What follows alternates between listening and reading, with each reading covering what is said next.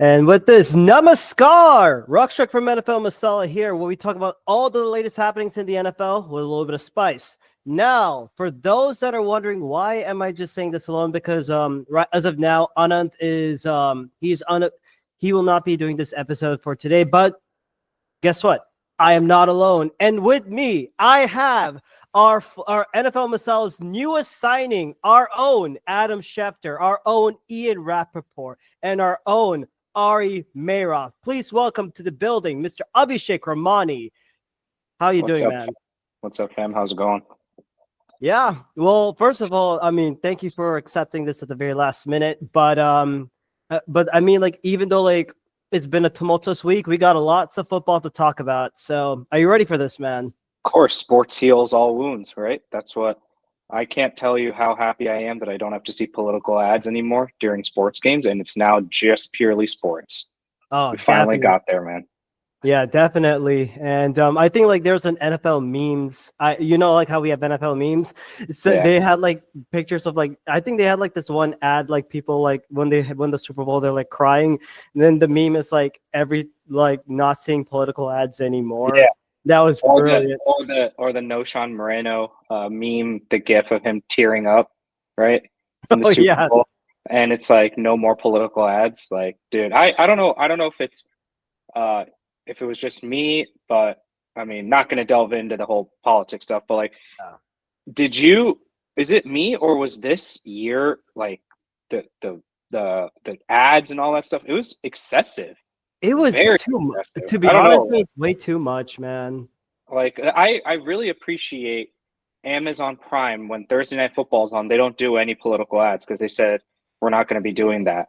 Which I thought was really good. And I don't know, obviously it's Jeff Bezos, so I don't know if like he propaganda in the background, but I will say that was, it was nice to not have to see Ted Cruz's face every 10 seconds. Every time the Cowboys would play it, I have to see his face, and I'm like, bro, like calm down. But we're past that. It's now just sports now. Same thing with Josh Riley and Mark Malinaro. And then again, I'm still not even used to like New York politics because that's like another animal over there. But with this being said, we all know why you the general listeners are here for, which is NFL Masala. And now with this being said, we break it off with some Damakidar news today. So what do we have today, Abhishek?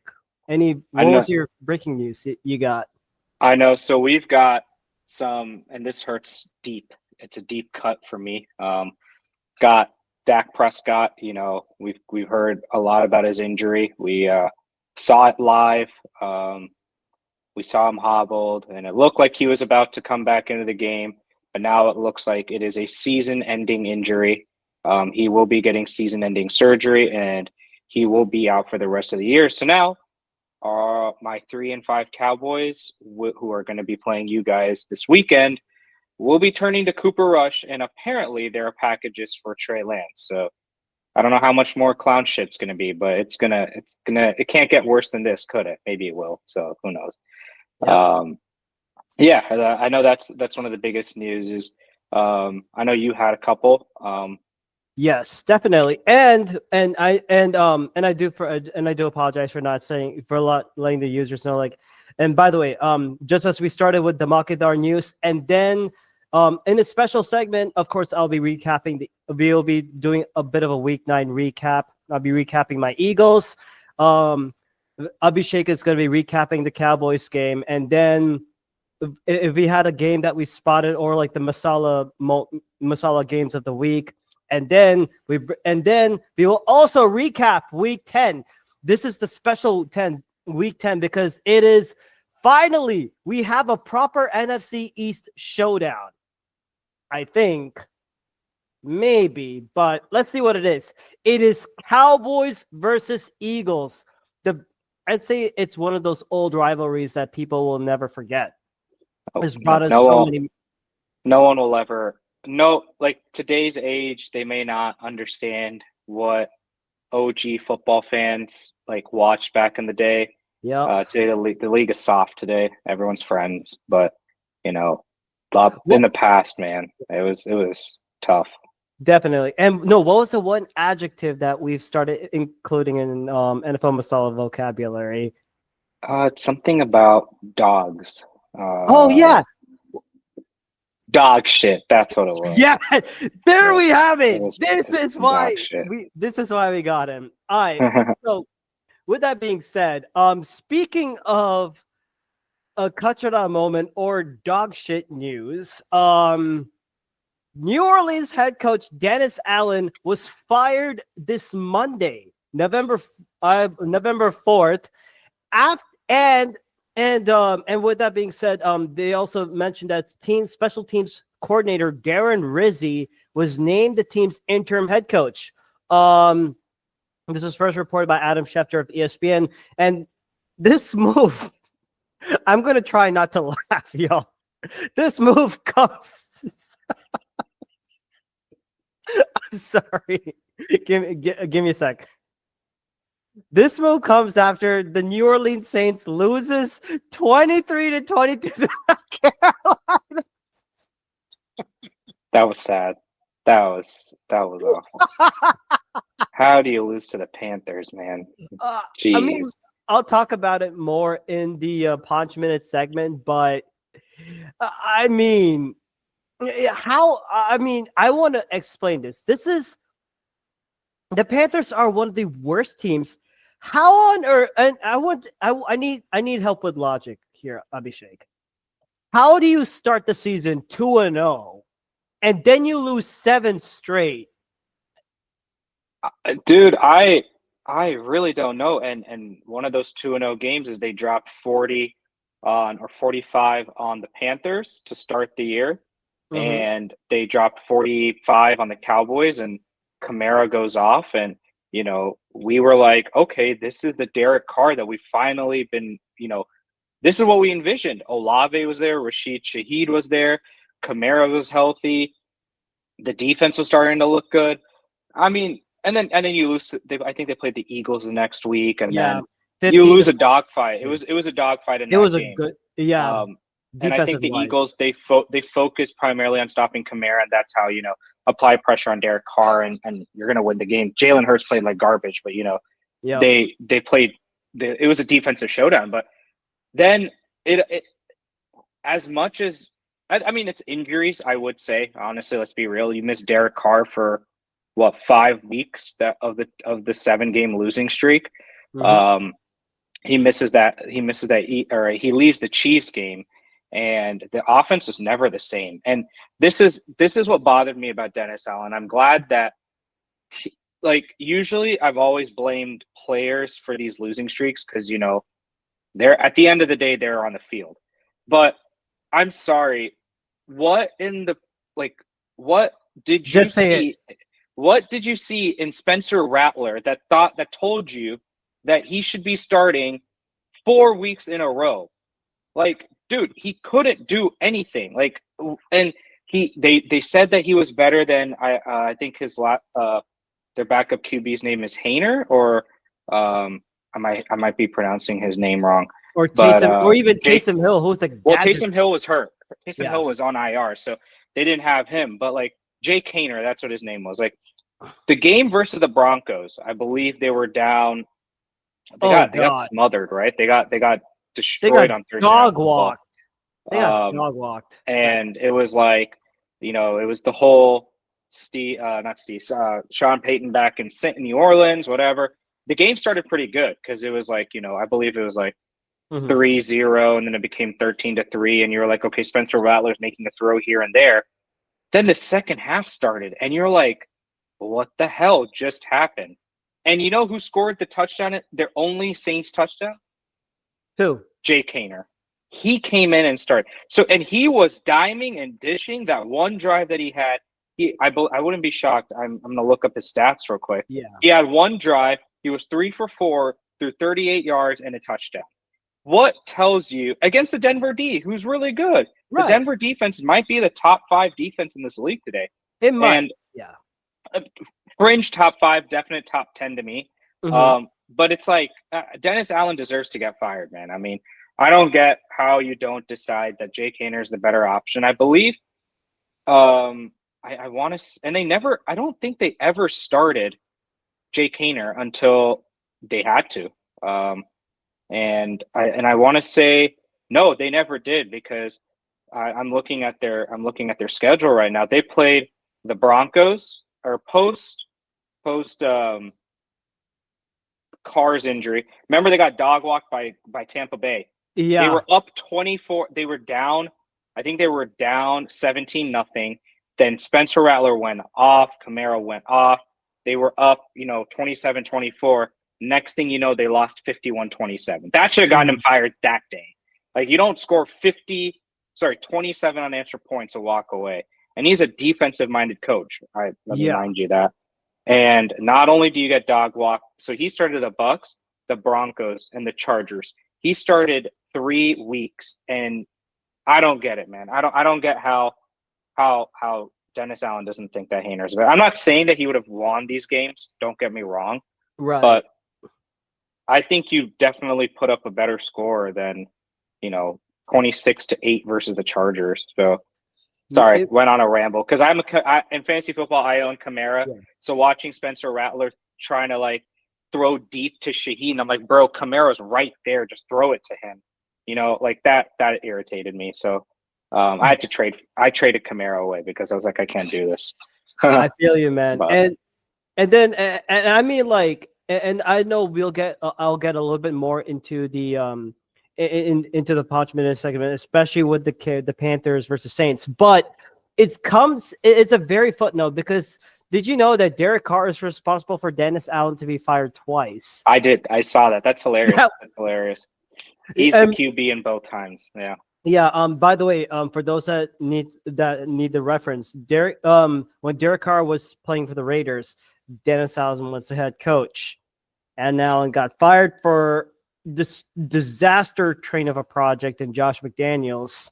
And how'd that end up? Well, nope, didn't work out well. And now with the Saints, didn't work out well. And as of now, Dennis Allen's record as the Saints head coach, 2022, he was 7-10, 2023, 9-8, 2024, 2-7. He's a defensive-minded thing. I don't know if he's a good or capable defensive coordinator at all. But even at that, I think he's lost his coaching career here in the NFL. If he needs a revival, go back to the college circuit if needed be. That's my take. I think he does that, or he blossomed under Sean Payton, right? That's why he got the job. Yeah. So I think if Vance Joseph were to find another job. Because I believe Vance Joseph is now the DC for the Broncos, right? Yep, he's DC for the Broncos. If Vance Joseph ends up, not saying he deserves a head coaching job because he was awful when he was the Broncos head coach, but if someone, I don't know, signed him to a better deal as a DC or whatever, I wouldn't be surprised if Sean Payton brings in Dennis Allen to be DC. Fair enough.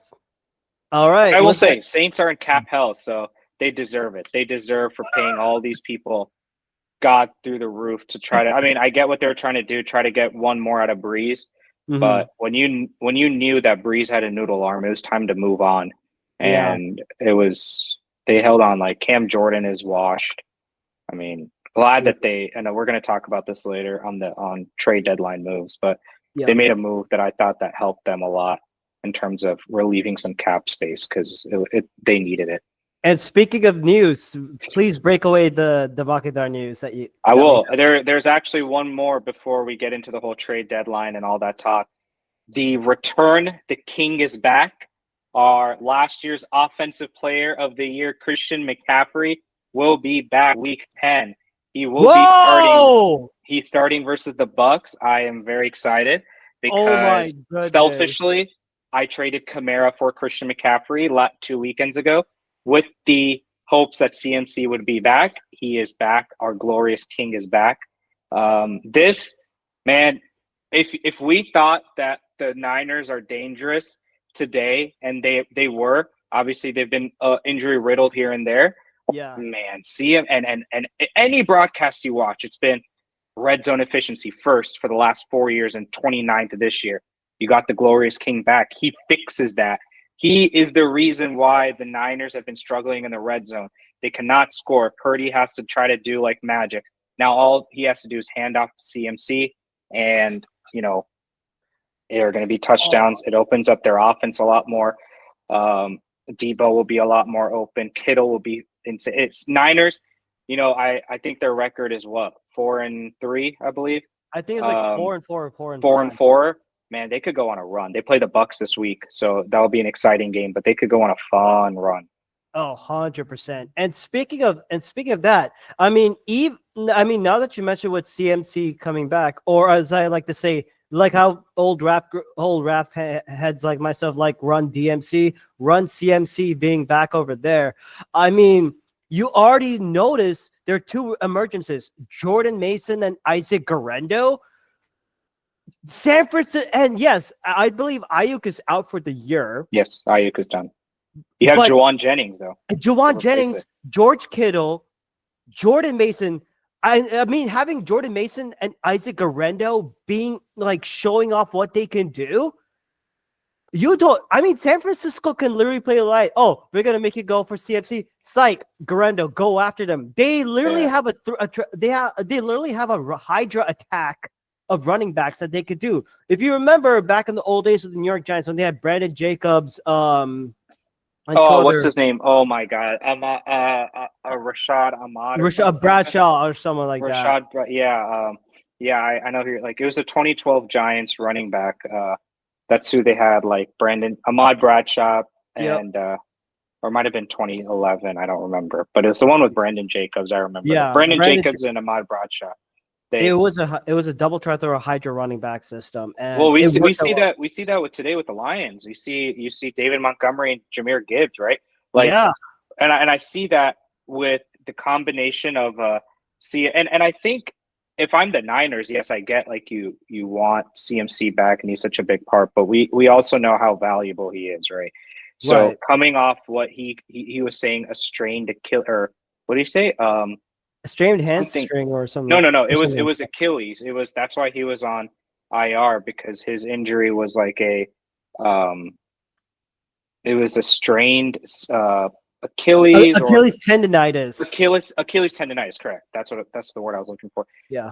You got Jordan Mason. You got to ease him in. CMC is such a valuable part of your team. If you want to make a playoff run, you need CMC on that backfield. Right. Again, I'm selfish. I have him in fantasy. I want him to play every play, catch every ball. But like, if you're the Niners, you gotta, take it easy. I get the hype. You got Mason. Every 3 drives, or every 4 or 5 drives, rotate CMC out so you keep him fresh. Because man, come playoff time, if you've got a fresh, CMC who's got some game time on under his belt, man, they're going to be scary. Mm-hmm. Definitely. I mean, that was definitely a huge big set of news. And then last but not least, we had that trade deadline. We had the trade deadline. Trade deadline. Yeah, some of the major moves, like for example, the Cleveland Browns sending defensive tackles Darius Smith to the Lions. Definitely that. I think that one made the most sense because the Lions were, even though their pass rush is okay at the moment, most of their production came from a Mr. Aiden Hutchinson, who is sadly on season ending, who had his season ended with a broken leg. And thankfully surgery went well, but they needed that aggressive pass rush. Darius Smith not only helps with run stopping, but he can attack the inside as well. Another couple ones. And this occurs at the NFC East, and I think that this one really pissed me off.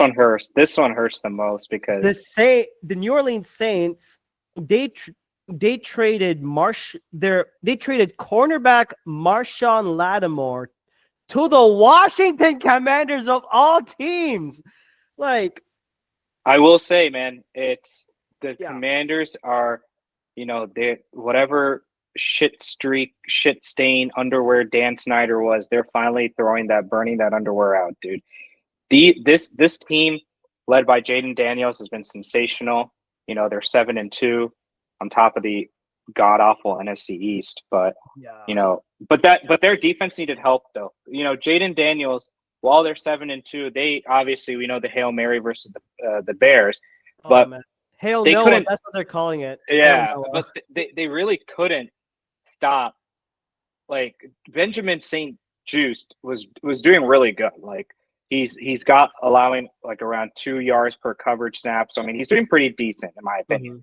But they needed someone like Lattimore. Emmanuel they needed Forbes. Someone. Yeah, like Forbes is getting torched, and being having Dan Quinn on a defensive staff like the Cowboys had him for the last 2 years, 3 years. He relies a lot on playing man coverage. He plays a lot on, you know, DBs soloing, you know, guarding like they had when we had Trayvon Diggs on his prime or that interception year. Man, Diggs was on an island by himself. He would lock down whoever. Yes, the occasional big play would happen, but he would get the picks. The year before, Deron Bland, pick 6, man. He locked down his island. So Lattimore is a great haul, but I will say 2 things that I have notes on this one is the Commanders are doing what every team should do when they have a rookie quarterback. Put pieces around him while he's still on his rookie deal. This is the cheapest the Commanders will ever get Jaden Daniels, right? I mean, let's be real. Jaden Daniels is going to get paid. By the time he gets it, he's going to get paid $65, $68 million, right, per year. So probably put the talent around him, man. Just go all in. He's a sensational QB. Why not? The East is garbage. Just do it. Like you've been irrelevant for the last 85 years. Just like, you know, like God, that's an exaggeration. They were good here and there, but you know, just go all in. I like that. I like what they're doing. 100%. They bamboozled your team into taking Jahan Dotson. So yeah, that was one thing. We said, oh, Howie Roseman pulled it off. Oh, that was awful. Now, no, in hindsight, because I will say though, if Dotson in Washington was he was pretty decent the year before. So it was like a number 2 team on another team going to be number 3 would be huge. Mainly if you have AJ Brown and Devontae Smith. Yeah, but geez, he's awful. But we'll talk about that later. But the second note I think is huge is the Saints, and I precursored this earlier when I was talking about the Saints and Dennis Allen, was they got picks back. They got a 2025 third round pick. They got a 2025 fourth and a 2025 sixth. That is huge. I think that's a great haul. They only gave up the 2025 fifth round pick. That's great with Marshawn. You open up salary cap, so that's a big play. You know, again, this is huge. Marshawn Lattimore has a hamstring injury. He's not playing this weekend, first of all. So, you know, that's kind of concerning. But you know, whatever. But I think this is huge in terms of opening up the cap room. And Marshawn Lattimore's 28. Both teams are a win. That's a win-win trade in my opinion. Oh, 100%. I think both teams won, and that's a great trade. Yeah. And I think like that had to be the biggest trade because I mean, not only you're putting if healthy, Marshawn Lattimore is a very good corner. He'll play on the outside, and one of the Commanders' late picks, which I really wanted to add into that corner depth, Mike Sainristil, he gets to play in his actual position where his strength is, which is the corner nickel position. If they have to. If he's facing a slot receiver, this is where Sainristil excelled him when he was in Michigan when they won the whole damn thing. And I think this is one of the great pickups. I'm upset about it, and because because the Eagles have to face Lattimore again after we face the Cowboys on a short week, and it makes no sense. I will say the one person who's happy about this is Mike Evans because he never has to face him twice a year anymore. Oh, Mike Evans Lattimore weekend is gone, and it's depressing because that was the best part. You knew when the Saints and Bucks played each other and both players were healthy, and you're in fantasy, you've got to bench Mike Evans because he's only getting you 1 catch for 10 yards. That's all he's doing, and picking a fight and getting kicked out. So yeah. That's amazing. And I think like, although there were like a couple of other moves, I think these two were like the biggest ones that we want to highlight, especially in the Makadar news. And with that being said, yes, I think there is one trade that pissed me off. Let's be real. Okay. The Dallas Cowboys traded their 2025 fourth-round pick for Jonathan Mingo. With Brandon Cooks on IR, we don't know how long he's going to be out for. And CeeDee Lamb, obviously all worldly. He's dinged up. He has an AC joint sprain. And we'll talk about that more with our Eagles-Cowboys preview. But I don't know what Jerry Jones is doing, man. I don't know what Jerry Jones has been doing for the last couple, since the offseason. I think he's senile. He's getting worse as the day goes by. I mean, I shit you not, he was on the radio, all right, Tuesday morning, Dallas radio, saying, yes, we've cooked something, and I'm not quoting him word for word, but basically saying we've cooked things up. We've got to trade. We've liked this guy forever. He's been great out of college. Let's be real. Mingo was really good in Ole Miss. He was one of the best wide receivers in Ole Miss. And I thought he was a late round pick. And they were like, hey, we've been eyeing him since college, whatever. And, there were so many players out there you could think of. I don't even know. And then we see the note that Dallas received Jonathan Mingo for a 7th-round pick. And you're like, okay. Jonathan Mingo was dug deep in the depth chart because the Panthers had, Adam Thielen and Deontay Johnson, which is also another player that got traded, which I think is pretty significant during the trade deadline. But what I read next was a 4th-round draft pick. And I'm like, good Lord, dude, seriously, a 4th-round pick. And I shit you not, because the season before, we traded a 4th-round pick to the San Francisco 49ers for Trey Lance, who has not played a snap outside of preseason. And he's a free agent coming this season. That makes no sense. And you know what hurts the most is because when you go back in the draft and you see players drafted around that pick was Braylon Allen, who the Cowboys could have used. There were so many other players. I know Braylon Allen was the one that stuck out the most because of our biggest running back deficiency. But that was news that I think that happened on trade deadline, that apparently Jonathan Mingo is supposed to help the Cowboys offense, and I don't know what will happen. But I think this was a pick for the future, 2025. Jonathan Mingo's not, he's super young. I think he's only 24, 23, something like that. He's only year 2, so he's a raw player. He's got to grow, and I think with the right coaching staff and Dak and CD, he could be a player. But this is a future move, and we were supposed to go all in this year. So I don't know what to say. Yeah. All I can do is drink to that. So I'm just gotta take a sip for this. Tonight on the Cowboys edition of Where's My Liquor? Exactly. Pretty much. And with this being said, we now go to the Week 9 recap. So, Abishek, what happened with the Cowboys against the Atlanta Falcons, correct? Yes, we played the Atlanta Falcons. I will be honest, I did not have any high hopes because we're playing, I believe, a top 5 running back in our league in Bijan Robinson. Kirk Cousins, we had to play noon, 1 p.m. Kirk Cousins, and that man's a god at 1 p.m. Kirk has been balling out. And let's be real, the Cowboys defense is not good. They're dog shit. They can't stop anyone. They can't stop the run. They can't stop the pass. I mean, the play that was the touchdown play to Darnell Mooney, Diggs runs into his own player, and then he gets mad that he got ran into his own player. And to me, it was it looked like that San Francisco pick play where, it looked like the guy hit the Cowboys defender, and then George Kittle is wide open. But when they showed the replay, you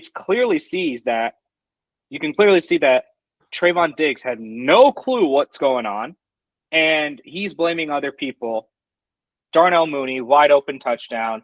It was a tough game. It was bad, but not only was it bad in terms of what the score was and the fact that we lost, it was the fact that we got injured. We lost our starting quarterback, Dak Prescott, Mr. $60 million man. He hurt his. So funny because the last couple of years we've been complaining about Dak is that he won't run, right? He's Yeah. built. We thought that he was going to be a dual threat quarterback. He broke his ankle in 2020 or 2021. Then that slowed down, and then he's been getting a lot of flack saying, "Hey, you need to run the ball more. Like if your running backs aren't going to run it, I think it's time you need to do it." And the one time this man ran for 20 yards, he pulled his hammy, and then or he like tweaked it, and then the next throw or the couple plays later, he's throwing the ball, and I believe he's stepping into the throw, or someone like he was getting hit at the same time, and he hurt his hamstring, and it looks like it's a hamstring tear, and it's going to require season-ending injury, as I mentioned earlier. So he's done for the year. So Cowboys fans, I'm sorry.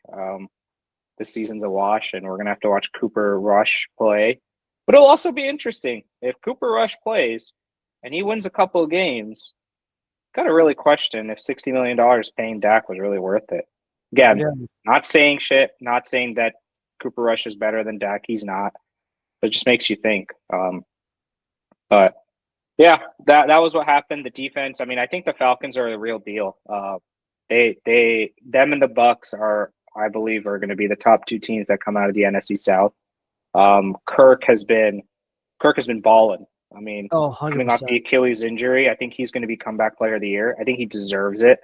Unless CMC goes on this like insane tear, but I think Kirk Cousins deserves it. But Cowboys lost. It was tough. I don't even remember the score. I don't even want to remember the score. 21-27 from what I understand. It just ended up being a closer game because the Falcons basically pulled everyone and they didn't really care. But that was tough.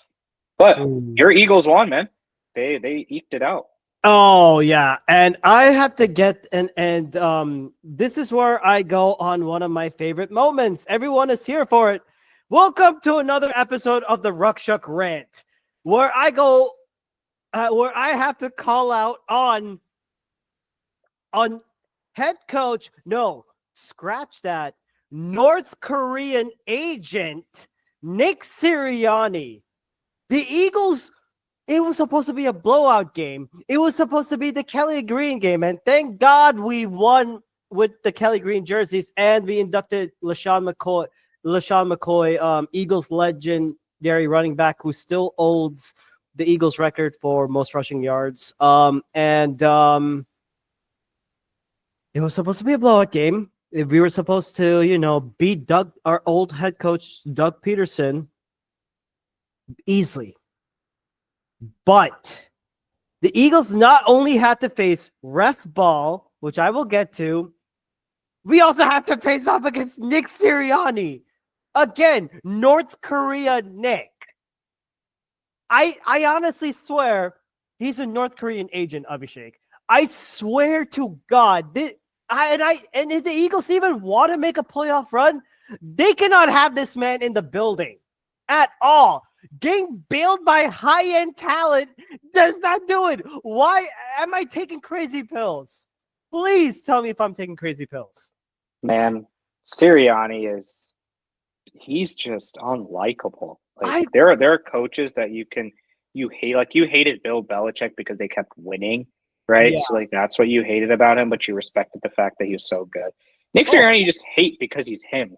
Like, he's awful. And he's what a players, coaches, people thought. It's like, what? And then I get reports that after the 2-2 start with the Eagles, after they get their asses kicked royally by the Bucks, apparently Lane Johnson and other people go to Nick during the bye and say, "Hey, we got to run the ball."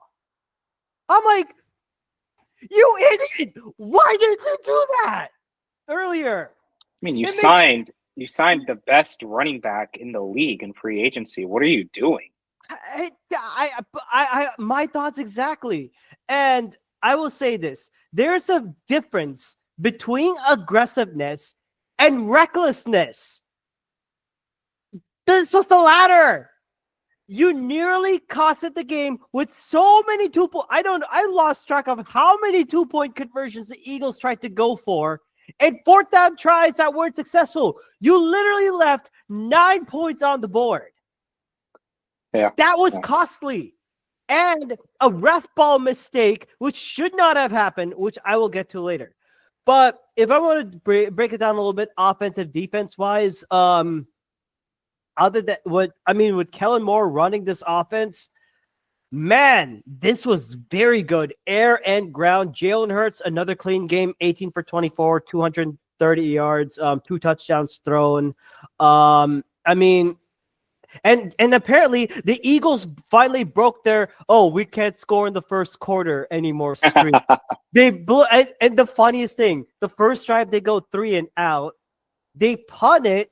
The Jags muffed the punt after Sidney Brown, Eagles backup safety and special teams player knocks the ball off, and it's recovered by our kicking our special teams. And then Jalen Hurts opens it with a nice wheel route to Saquon Barkley. Apparently, Saquon Barkley is undefeated. I was happy to see wheel routes. I was happy to see areas in which middle of the field was being attacked a little bit more, especially using Grant Calcaterra. And I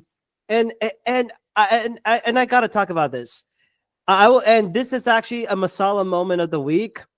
You know what I'm going to refer to. I'm really convinced that Saquon Barkley is not a human being. I think he's from a different planet. and I would like to, and I know I've been delaying this, but for New York Giants fans, I will try and get the Thanksgiving gift early. I'll send you a gift basket for Saquon for giving us Saquon Barkley. Thank you very much, Joe Sheen. Thank you very much, Mara. I know that you're seething, but we really appreciate you. We really. Oh my God! I think he got drug tested. Yeah, he got drug tested after the because of that. I mean, and holy shit! How do you see the guy behind you and jump over him? Like, I'll get to that play. But Saquon Barkley finished the game with 27 carries, 159 yards, 1 touchdown.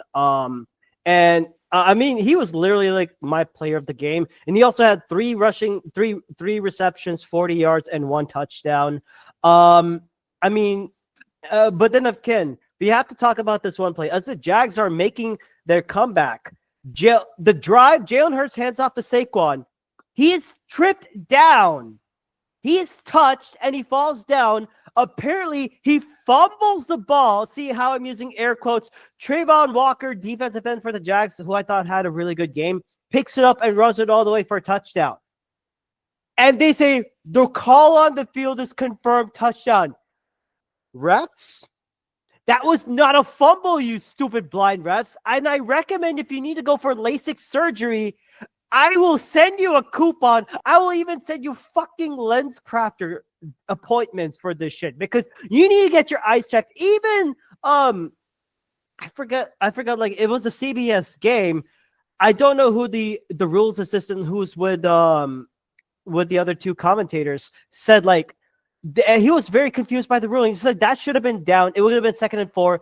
Was it Romo and Nance? I don't think so. It was like a 3 o'clock, 4 o'clock game. Oh. And the funny thing is I was watching this game on the flight back from Dallas to Albany. So thank you American Airlines for the free stuff and all that. I'm not sponsoring you anyway, but yeah. No, I think yeah. We could have a whole segment on referees. It's atrocious. I mean, ref ball big we time. we saw that game. We saw, we saw this past Thursday night game. The Bengals got robbed because of refs. I mean, oh my God, it was tough, but I wouldn't blame.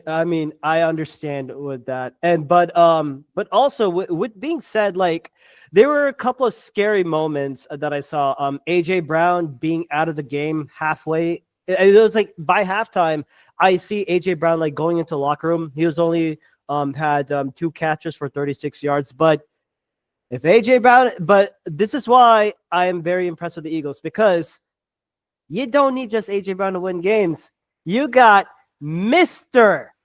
Skinny Batman, aka the Slim Reaper, Mr. Devontae Mother effing Smith. And oh my God, he had himself a game.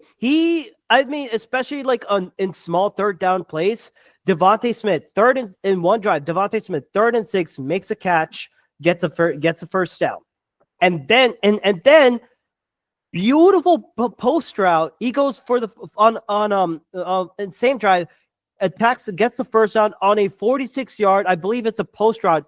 Beats I believe Tyson Campbell and the other safety. Makes a beautiful throw. Makes a beautiful route, catches it, and then on a 3rd and 22, when Devontae Smith apparently hurt his hammy, Jalen Hurts throws a dime to Smith again for the touchdown, and I thought that was a spectacular catch. But like earlier in the game, I did notice that Jalen Hurts, he had a little bit of dangerous throws. I know like the 4th and 1, one of the 4th and 1 plays in the first half, Jalen Hurts is it has a perfect throw to AJ Brown, but Darnell Savage makes a nice play, bats it down. When I saw that play again, I say the fault is a little bit on Hurts, because as you're coming down, you have to make this throw early. You cannot. The minute you take too much time, you're allowing the safety to come to complete to like somewhat complete his route, and you're delaying that wide receiver. It's like, hey, do it quick so you can get that yak ability. I mean, it was, and again, like I will say like this, for the Eagles offensive line, it was okay, but I mean, Fred Johnson being on that left side, he's still hurt with that left ankle injury. I think Trayvon Walker and Josh Allen Hines both got like they had like combined for like 3 sacks. Jordan Jefferson and 2 from Josh Hines Allen for 3 sacks in total. But other than that, like offensive wise, other than Nick Sirianni being a North Korean agent and trying to take away points, and why the hell are you going for a field goal late minute when you've iced your kicker pretty much in Jake Elliott, which makes no sense. Like whichever God that you believe in, make sense. Make it sense for me. And I will get to on defense. So far, when Vic Fangio made the move to put Cooper DeJean as the nickel corner, he has been available, making play after play after play. And can I say this? We actually have a good linebacker duo in Zach Bond and Nakobe Dean. Who would have thought? I honestly thought. Who would have thought? I mean, and if I wanted to talk and just to talk about this, like there were 2 crucial plays. And by the way, one of the key issues I thought, like, because the Jags, I predicted that the Jags game would have been it would have been a trap game, because knowing how they nearly come back to beat the Packers, almost they did tie at one point. They almost did it, but I would say. Like Zach Bond, on what as Trevor Lawrence is driving on the field, near the end of the first half, Zach Bond, Nakobe Dean makes a tips a pass. Zach Bond grabs the first interception, and then the final play, Trevor Lawrence, like the final drive for the Jags after the Eagles go for a missed field goal, and I see Avonte Maddox on the field, who he should not be even in there. He only had 1 snap, and he was targeted, passing interference, and I'm like, okay, good Lord, it's going to be over. Then I see Nakobe Dean we see the same wheel route. It was to Dearness Johnson. Beautiful catch, interception.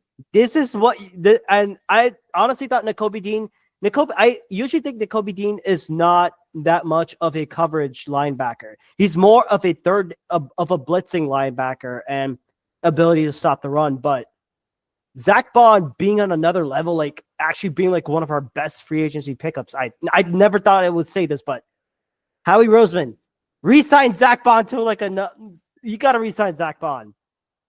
But Nakobe Dean but Nakobe Dean's right there. I mean, that was really, really good. And then I also want to and again, Cooper DeJean press coverage breakup and allowed 2 drive killing pass breakups in the first half. I mean, like how we say Amari Cooper saying "Coop" back in Dallas. Eagles are saying "Coop." So guess what? I'm gonna be the I have to say this, but our Cooper is better than your Cooper, whoever has one. He's not my Cooper anymore. He's Buffalo's Cooper. Oh yeah, and also Quinyon Mitchell having himself another game in which I mean there's like a stat in which Quinyon Mitchell has held starting wide receivers like under 25 yards of receiving. Christian Watson, Drake London, Chris Olave, Mike Evans, Amari Cooper, Malik Neighbors, Jamar Chase, and Brian Thomas Jr. The last time there was a notable wide receivers that were held under 35 yards, that was against Darrelle Revis. Wow. That's huge. That's a great great building block for you guys. Definitely. But I felt like you've been having one of the worst pass defenses for the last 2 to 3 years. So that's definitely. Definitely. When you actually had have linebackers that can actually play and they fit into that Vic Fangio system, it was definitely great. And I would also like to say in the second half, Trevor Lawrence picked up the pace a little bit more. I'm going to be honest, because I think when he realized okay, yes, the run game is not working. What do? Screen plays, attack the middle of the field with the tight ends, because, even though the Eagles were up 22-0 in the first half, attack the middle of the field. And also, Vic Fangio will play more of that bend but don't break zone kind of defense. And I saw them getting picked up apart. Parker Washington, Evan Ingram, and Austin Trammell. They both had those 3 players had 40. They may have 40 plus receiving yards in this game, but that dink and dunk type of offense was able to work out. And of course, that ref ball pick six, the ref ball fumble recovered, that was stupid. And other than that, I thought it was more 23 points in the second half due to lazy zone coverage and Trevor Lawrence throwing quickly. Yes, Josh Sweat was able to get to the quarterback twice, so happy for that. But I honestly thought this was the game that you should have blown out and rested your players, but you made it too close. Nick Sirianni caught too much gambling. Which is why I recommend locking Nick Sirianni in a broom closet during the playoffs, because you can get away with this kind of bullshit against weak teams. But when you're going up against teams like the Lions, when you're going up against teams against the Packers, again, which you might see even against the Niners or the Cardinals, Cardinals are shocking everyone by taking the NFC West. And you cannot play or even the Falcons. You cannot do this thing. I would say you lock him in a broom closet, let Kellen Moore run his offense. That's all I got to say. I'm happy that the Eagles won, but unsatisfied by it. I could go to stats and all that, but this game really angered me at the last moment, as usual. Again, it's death, taxes, and Nick Sirianni making an easy game. He was literally about to snatch defeat from the jaws of victory. If it weren't for the talent, it would have been, Eagles would have gone 5-3, and I would still be mad. I was even if you're facing the Cowboys are going to win because Nick Sirianni is going to do some stupid shit, which we'll get to. So, yeah, there I have it. No, Nick Sirianni is very questionable. Part of it, which I have a question for you. Do you hope that the Eagles miss the playoffs and he gets fired? I don't know, man. I think regardless of the end of the season, Howie Roseman and Jeffrey Lurie need to make that decision. I would say promote Kellen Moore to a head coach if needed. Really? I don't know, man. I mean, because right now, Nick Sirianni is no longer running the offense except for, let's go for fourth down. And yes, and I'll say this: the tush push. There's some cases that the tush push is going to work or not work. But when you're trying to build up a lead, take the fucking points. That's all I Yeah. ask for. Don't overdo the tush push because teams will catch up on it. Dax did a hell of a job shutting it off. They may have given away the blueprint, which is why I'm saying just take the points. You'll risk risk the injuries. And I mean, but if I want to go back on offense, I mean, Jalen Hurts having a good game. He held on to the ball a little bit too long, and which is, I think, he needs to stop doing that. But he did not turn over the ball, and also he was able to use his legs.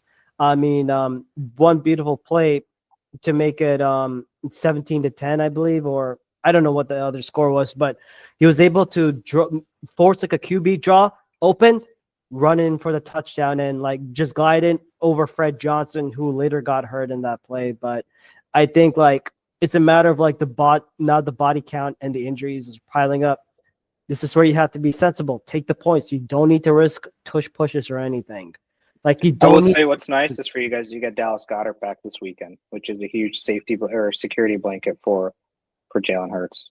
Yeah, which is true. But I think with this being said, that's good. And so Masala games of the week. If you had a big game of the week that you wanted to talk about a little bit more, which one was that? Well, I think I'm not going to talk about one, which is a Lions versus Packers, because Alan's not here and I want to give him shit for it, so I can't do that. That's going to be the Potch minutes for sure. Well, any other big games, I mean, other than the Cowboys game, I mean, that I really cared about. I think the other one that I would talk about is the Ravens versus Broncos. I think they had a huge that was touted to be in an amazing game because the Broncos have been playing pretty well. Their defense is good. We thought that might be the game that it would be the trap game, quote unquote, for the Ravens, and the Broncos might be able to stop Lamar Jackson. But geez, man, Lamar Jackson, perfect passer rating. He was extraordinary, and I mean, every time I see this man carry the ball, it pisses me off that Jerry Jones didn't try to sign him. But Derrick Henry, man, he is a monster. And the Broncos had no chance. I think it was 7. It was like, I think 7-0 in the beginning, and I think it might have gone to 10-7 after a phenomenal Philly special like play by Cortland Sutton threw the ball out to Bo Nix for a 2-yard touchdown. But after that, it was 7-10 Baltimore, and Baltimore never looked back. They were dishing and diming, and Derrick Henry's unstoppable. He had 23 carries for 106 yards, 2 touchdowns. I mean, that Broncos defense, who was really good at stopping the run, could not stop the run. They had no idea how to stop the run. And maybe you don't. It's really tough. I mean, a total of 127 rushing yards. Yeah, that's not a lot in terms of the way the Baltimore Ravens have been rushing the ball. But they own the time of possession, 31 minutes, 32 minutes to 28 minutes. I mean, no turnover. I think there was just one turnover. Bo Nix threw 1 pick. But third down efficiency by the Ravens, 3 of 8. They had 4 sacks. So the defense actually played pretty well. That's been a weak link with the Ravens. I will say is that their defense is very suspect at times, and we saw that this past Thursday the way Jamar Chase played. But the Ravens and Broncos I thought would have turned out to be a good game. Lamar Jackson, he might win back-to-back MVP, man. I don't see anyone else stopping him from winning the MVP. Maybe if he loses maybe 1 or 2 games and comes back to I think because they are leading the NFC, correct? I think they're the number 1 seed right now. So, right? Am I correct? Oh no, sorry. The Chiefs are because they're undefeated. Yeah. But you know, AFC. the Chiefs haven't been playing extraordinary. Not when I say Patrick Mahomes hasn't been putting up great stats, so he's Right. not going to be MVP. But uh, what I'm trying to say is that the Ravens today, if the season ended, they would actually be the number 5 seed. But that's because of the Steelers being 6-2 playing. They haven't played their Week 10 game yet, and then the Ravens haven't had their bye week yet. So there's obviously a little off, and I believe the Steelers and Ravens play each other later in the week. Yeah. So or in the season. So we'll see that. So they're a fringe second to third seed team, and honestly, Lamar, maybe Josh Allen's a close number 2, right? To MVP, but I think Lamar Jackson's is going to win it for the stats that he's putting up. And Yeah. dude, the league might get voter fatigue soon, because if he wins 3 MVPs, it's going to be like, you know, when LeBron kept trying to win MVPs, or he was the most valuable player, but they wouldn't give it because of voter fatigue. Yeah. Lamar Jackson's going to get it. Michael Jordan had the same thing happen to him. We've seen Patrick Mahomes at certain points, Tom Brady, Peyton Manning. I know Peyton Manning has 5, so it's not like, you know, complete voter fatigue, but I would not be surprised by it. Lamar is going to get voter fatigue very soon. Actually, I take it back. There's two other players. I would say Lamar Jackson's number 1, and 2A, 2B would be Josh Allen and Jared Goff for MVP. Mm-hmm. That would be my top 3 guys. Yeah.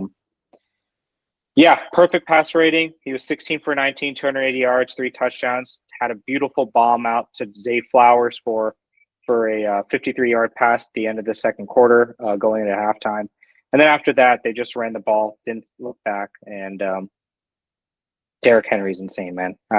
There's no him and Saquon Barkley, the 2 players that the Cowboys could have tried to sign in the offseason. They're balling out, and we signed Ezekiel Elliott instead. So I don't know what to say. Yeah. But that would be the game that I was excited to watch, was ready to watch, but turned away because of how much of a blowout that game was. Oh, I would agree with you on this one. My game of the so, ladies and gentlemen, I have a Masala game of the week curse, because every time I pick a game that I thought was going to be good, it ends up being a blowout or boring. But this one, oh Lord, where did I begin? My Masala game of the week was Vikings versus Colts. In the words of YouTube, Steelers superstar, superfan and YouTuber Urinating Tree, this looked like the greatest game ever, because both teams literally opened up a bakery. Did you know that? They had a late night bakery on Sunday giving out tasty turnovers. It was, I mean, I honestly thought on this, like, no, you get the ball back. No, moi? No, you get the ball back. Make up your mind. Someone's got to win. You don't need to tie. And I mean, at the end, the Vikings win 21-13 over Joe Flacco. So much for the return for Joe Flacco. Sam Darnold, I mean, I'll say this. Sam Darnold did recover after throwing, and just to make sure I have this right, Sam Darnold, he had about why can't I find Sam Darnold on this one? But I mean, he had like what, three brutal picks, and Joe Flacco himself. I mean, it was just insane to watch. I mean, and if you want to talk, I mean, Joe Flacco, 16 for 27, 179 yards, no touchdowns, and 1 interception. The Colts were just managing negative .206 EPA per passing play, which is the second worst of their season. And yes, after you bench Anthony Richardson. I mean, Flacco was sacked 3 times. The running game was definitely, I mean, I'll give Brian Flores a lot of credit on this one. He was able to shut down the running game attack with Jonathan Taylor, and actually forcing a fumble on the very first drive. I said for the Colts to win this game, they had to run the ball in order to stop Destemy against the blitz. And I mean, after that fumble, I think it was all she wrote. And and with that, like they did score first with Kenny Moore on a fumble recovering after Sam Darnold lost a fumble. Kenny Moore recovered it for a touchdown on a nice blitz, and the Colts actually led the game until the third quarter. Vikings scoring 21 unanswered point, 14 points before a battle of field goals, before the 2 field goals and a touchdown to make it 13 to 21. But on the Colts side, I didn't see like any moves, like, and especially like on Sam Darnold, he was efficient but not too good. He had 3 turnovers in the game. Two through in his final stats, 28 for 34, 290 yards, 3 touchdowns, 2 interceptions, sacked 4 times. And he lost a fumble, but I would say that like overall, like if needed, they were able to get some kind of run game going with Aaron Jones, 21 carries for 64 yards. Cam Akers, who they traded with the Texans, I believe, he was able to get 6 for 46 yards. Productive. Good job by Kevin O'Connell to help calm down Sam Darnold's mind on this. And also, but I think like the main star of that game was Justin Jefferson. 7 receptions out of 9 targets for 137 yards, averaging like 19.6 yards per catch, which I mean, and 5 first downs. He had a contested target, forced 2 missed tackles after catch, and recorded 5 catches of 15 or more yards. Also, by the way, Justin Jefferson threw a pass with 22 passing yards. He found Aaron Jones for a 22-yard gain on a crossfield catch after catching the initial lateral. I mean, I would say this. Entering, again, as I mentioned, like entering into this game, I said that the Colts' way of winning this was running the ball with Jonathan Taylor, but after Harrison Smith forces the ball, they went a little bit more pass happy, and the Colts were only able to put points on the board because the Vikings were giving the ball away. But honestly, like Brian Flores, another master game, forcing an interception and a fumble and three sacks. Sam Darnold's QBR was 14.9. Overall rating was 63.7 compared to Sam Darnold's QBR 52.8 and a rating of 107.1. I mean, although you could say that I could say like overall, like both, and here's a funny thing. Both teams, Indy had 10 possessions compared to Minnesota's 11. It was literally back and forth, and I honestly, and I'll say, and I'll give credit where credit's due. The Vikings defense under Brian Flores has done so much. They needed this win. They did. They did. The Vikings were getting close to the, I don't know if you've seen this stat, but do you know who the last 5-0 team is to miss the playoffs? I don't remember who. It's the 2016 Minnesota Vikings. Oh, I believe they went on to go 11 and or 10-6 or something like that, and they missed the playoffs. The Vikings, if they had lost this game, they were very close to that.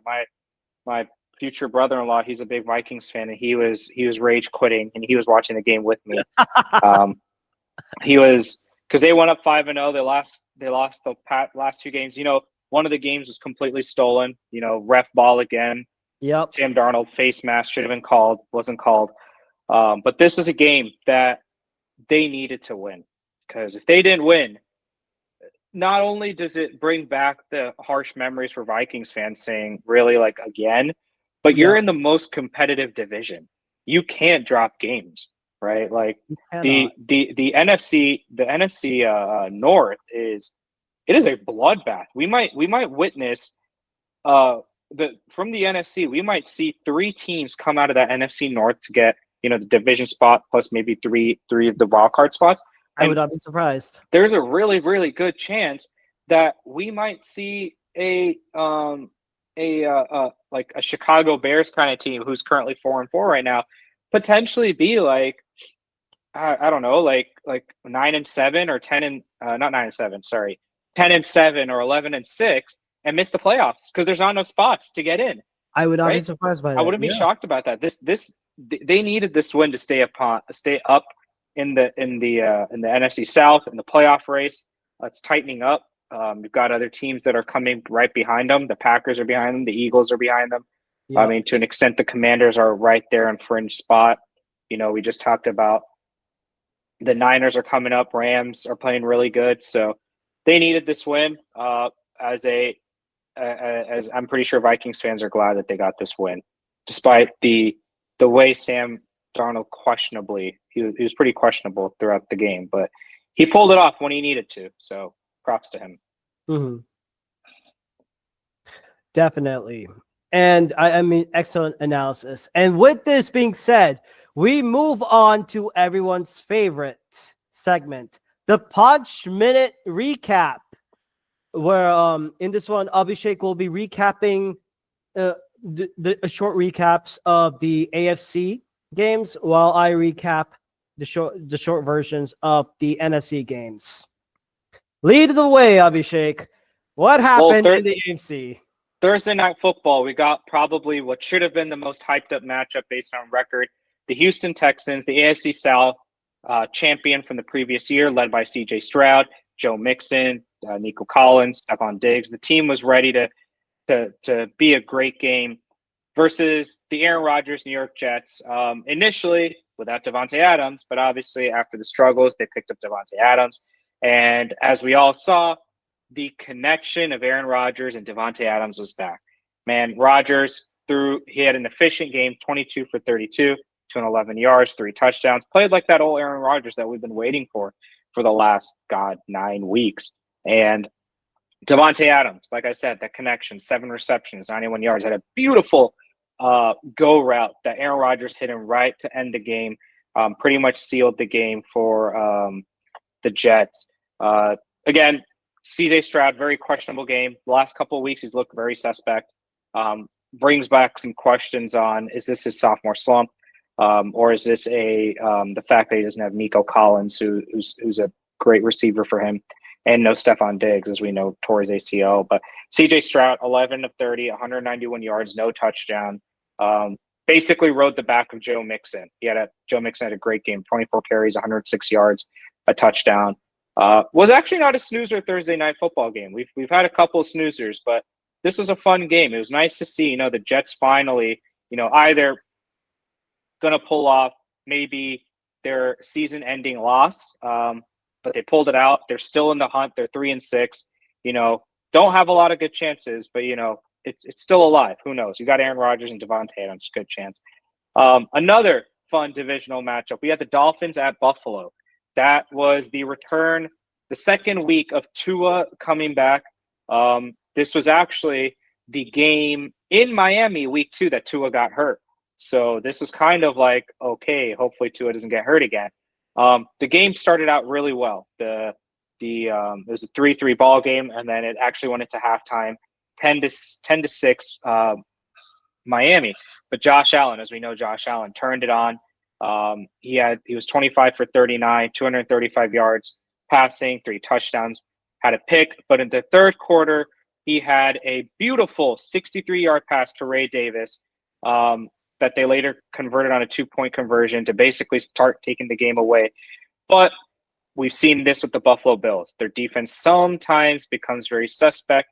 And we've also seen with the offense that Joe Brady can turn away from his number one option, which is keep the ball in Josh Allen's hand. Stop giving it to other people. Stop trying to just run James Cook the entire time. Let Josh Allen take it. And we saw the Miami Dolphins make a short run back.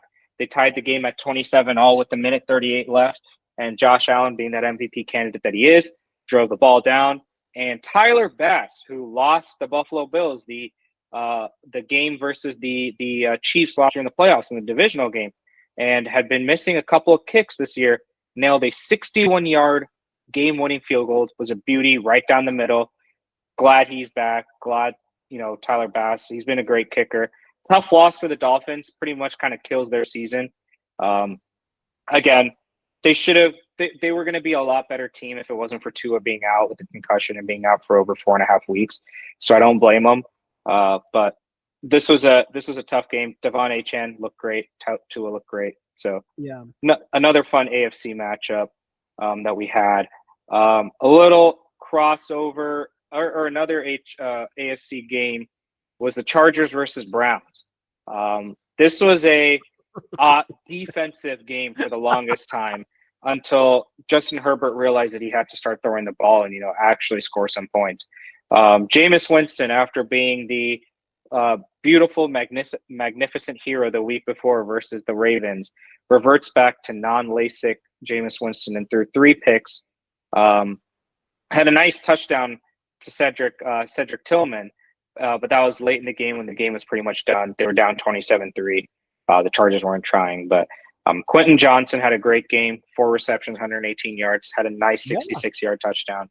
Justin Herbert, man, this is something that I've been talking about with Justin Herbert for a while.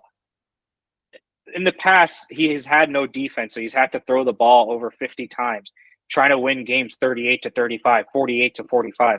Now, Jim Harbaugh, has built a defense, has built a running game, has told Justin Herbert, brother, man, you don't got to force the ball.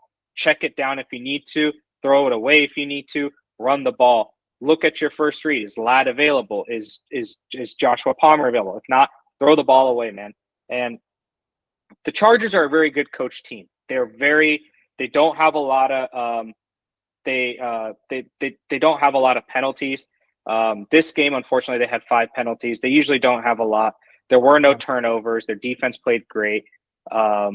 So it was a great game for the Chargers. Glad that they got the win. Keeps them afloat in the AFC playoff race.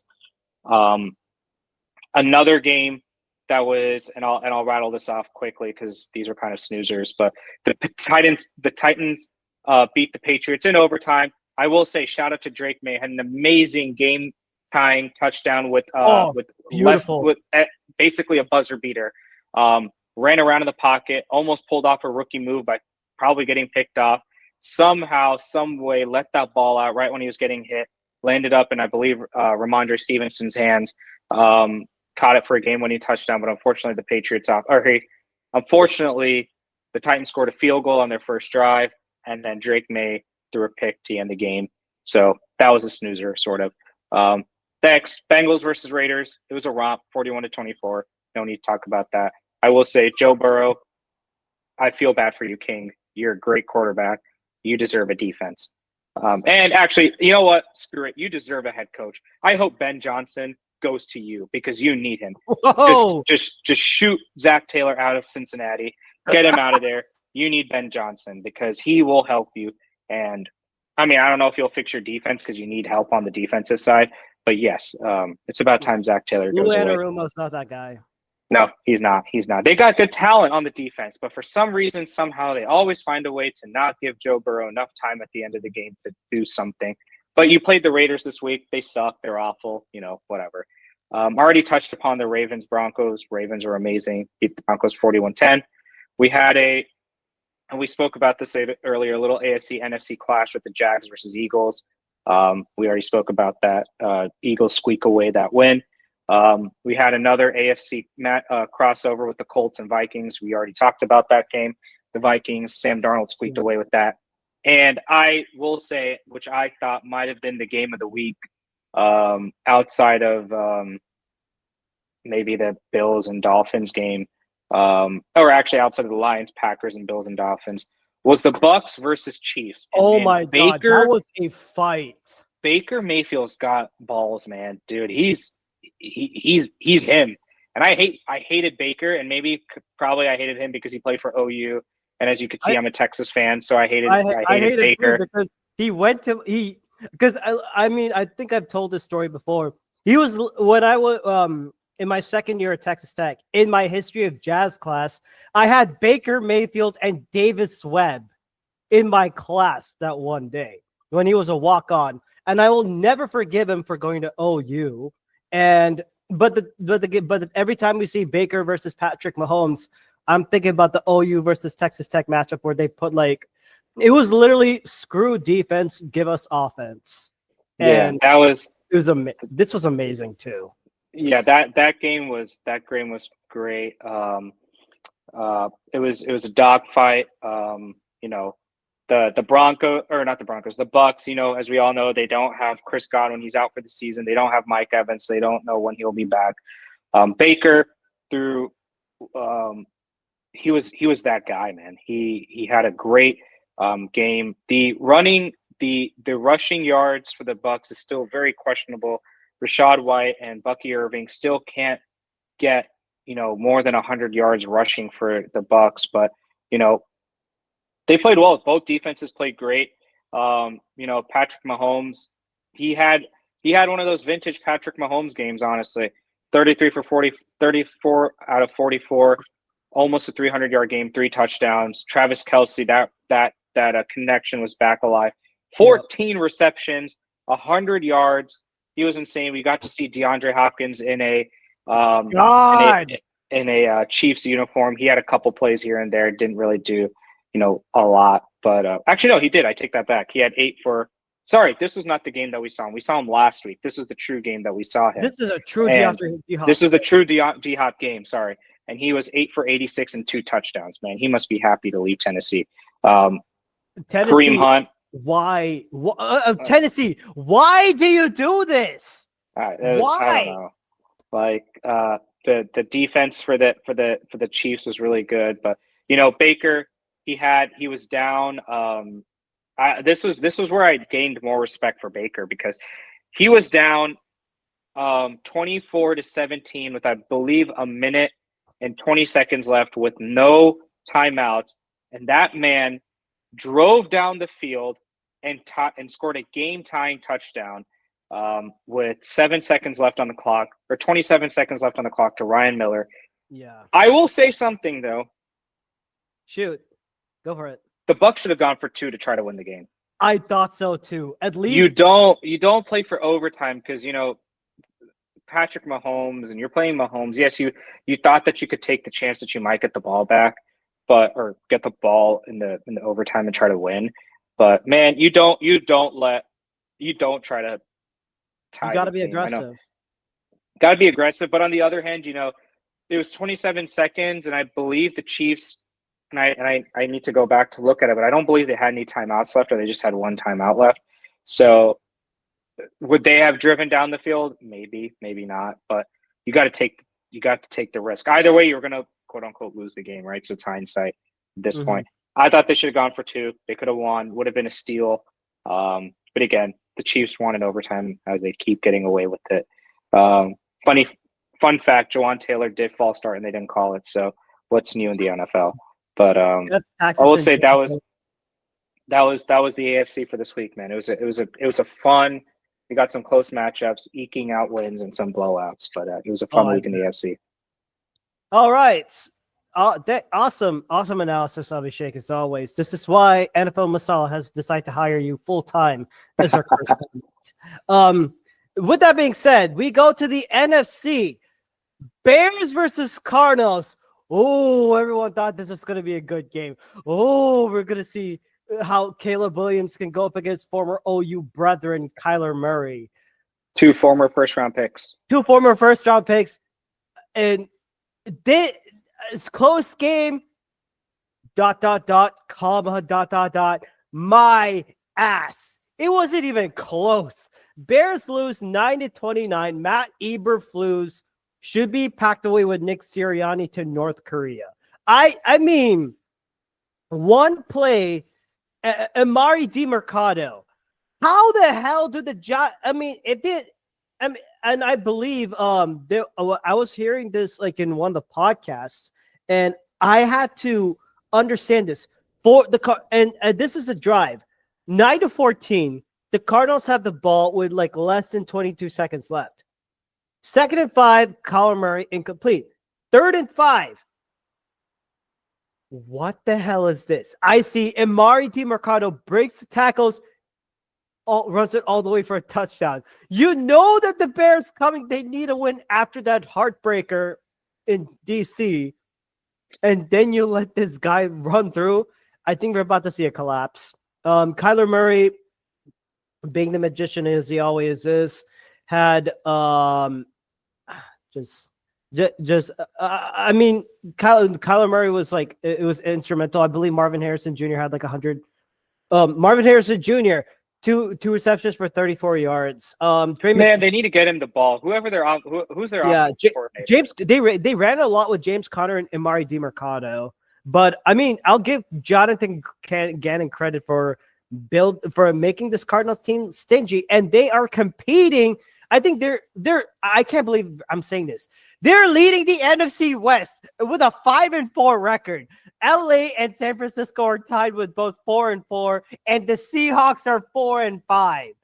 What makes this make sense? It's crazy. I think sorry, I don't mean to interrupt Go ahead. Your minutes, but like I believe part of that is because the Niners have been injury riddled, and same with the Rams, right? They lost Kupp and Puka, but the Cardinals are good, man. They just need to get the ball to Marvin Harrison Jr. They can't keep getting away with games where he gets 6 for 100 and a touchdown, and the next week he's 2 for 34. Can't do that. You got to create plays. Whoever the OC is, I believe his name is Drew Petzing.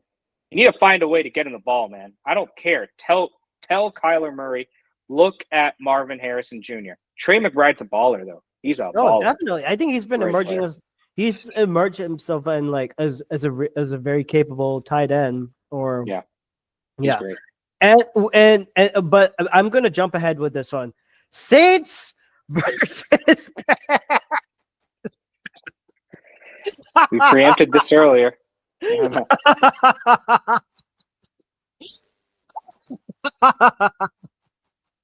It was so Saints. Do you want to talk about it? I mean, how do you lose 22-23 to the Panthers? I mean, like Bryce Young, he wasn't that good, like 16 for 26, 171 yards, 1 touchdown, 1 interception, 1 sack. But I think I think they do have a capable tight end, pass catching tight end, Jatavion Sanders from UT, right?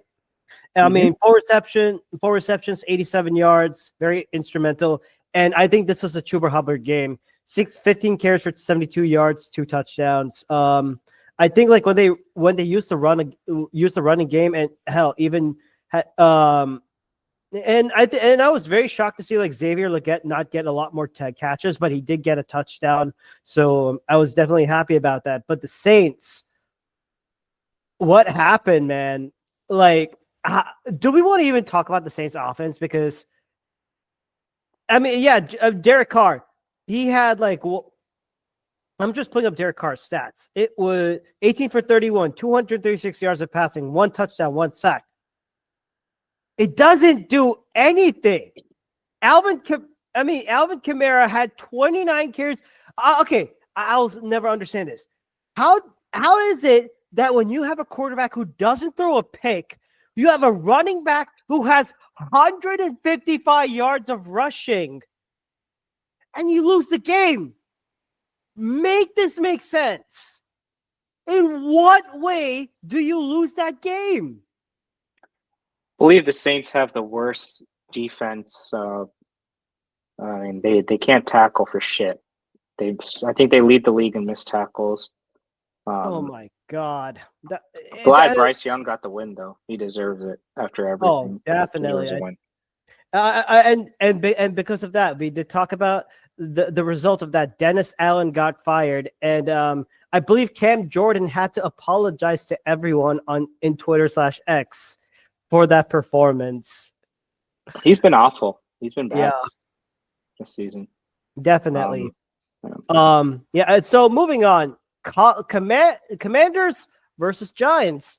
Hey, Daniel Jones threw a touchdown pass after God knows how long, but then again, this Commanders team has been playing so well. Jaden Daniels, again, 15 for 22, 15 for 22, 209 yards, 2 touchdowns. Zach Donut. And but like especially with Brian Robinson Jr. being out, we got to see a lot of a mix of Noah Brown and a veteran in Olamide Zaccheaus. Scary Terry, 2 touchdown passes at the red zone. But what I was very impressed with Dan Quinn, again, he was able to shut down Malik Neighbors for a bit. Held him to 9 receptions for 59 yards. Daniel Jones, he had 2 touchdowns, had sacked twice. He didn't throw a pick, but again, like trying to have like these late quarter comebacks when you need to score points at the very beginning, it doesn't work. And it looked competitive scoreboard wise, but it wasn't. With the next one, Rams versus Seahawks. That was a fun game in the NFC West. Matt Stafford, 25 for 44, even 298 yards, too shy of a 300 game, 2 touchdowns, 1 interception. Zach sacked 0 times. When you're using Kyron Williams for 20 a lot in the run game, it definitely helps. And Cooper Kupp, welcome back. 11 receptions for 104 yards.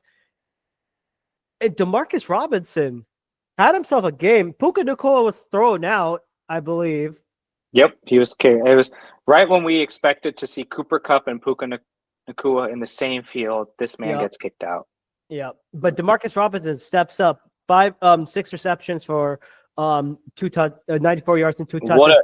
What a dime by Stafford! What a dime. Oh my God! Beautiful, rolled to the left, and people need to realize how hard it is if you're not a left-handed quarterback. Well, let me say it this way: if you're a right-handed quarterback rolling to the left and throwing to the corner, cross body, going against the way your body is running. And this man, Matthew Stafford, is what, like 36, 37 years old soon? That was a dime, man. Dude, that guy still got it. He still got it. He is insane, man. If the Rams weren't competitive, I would have said, man, trade him. Like, he should be traded somewhere.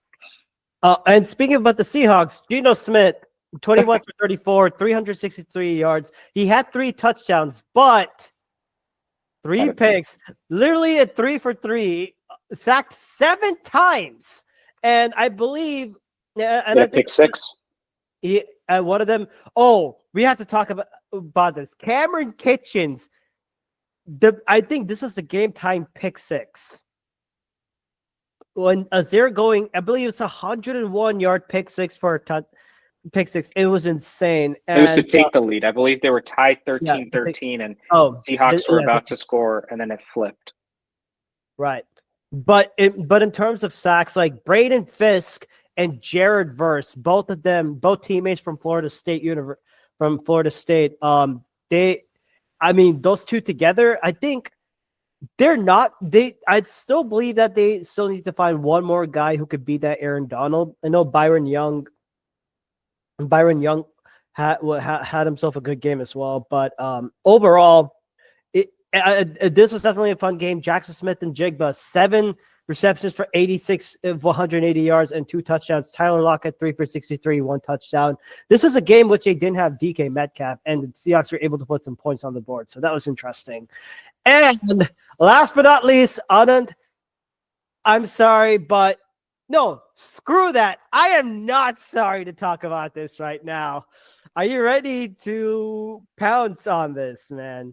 The Detroit Lions versus the Green Bay Packers. Detroit wins 24-14. This game was over. I felt this was over for a while. It was over in the middle of the third quarter. Oh, 100%. I mean, I would say like they started right with the run game using Josh Jacobs and Jordan Love, but dude, the Lions offense is on a different this Lions team is operating in different modes. Jared Goff, 18 for 22, 145 yards, 1 touchdown, 0 interceptions, and 1 sack. How of a a hell of an offensive game coached. We need to also talk about that the weather was bad in that game. It was disgusting, rainy, cold, and it was a great game. I think the Lions are unstoppable, man. They might be able to finish off the job this year. And I also have to say this. Yes, David Montgomery, 17 rushes for 73 yards. Jahmyr Gibbs on for 65. But about the Detroit Lions receiving core, you always know what I'm gonna say, man. Do you know how much I love watching Amon-Ra St. Brown run route? Oh amazing, my man. God. Getting a beautiful touchdown and pulls off the handstand. Everyone is now doing the handstand touchdown.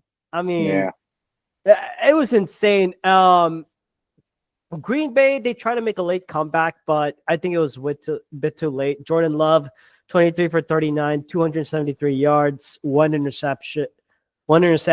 He was sacked 0 times. So I thought this could have been a game where you didn't want to risk him and use Malik Willis, because maybe he could have started incorporating more of that running ability. Jordan Love, I would say, is a bit more of that pocket passer.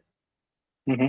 And Jaden Reed, 5 receptions for 113 yards. But Christian Watson, I thought this would have been a game for him, but out of 7 targets, only 3 catches. And Tucker Kraft, Chris Brooks, Romeo Doubs, Bo Melton. I mean, it was very shaky, at least. But then again, we have to talk about the turnovers. Jordan, the one thing that the Lions did well, they protected the ball and they were forcing turnovers.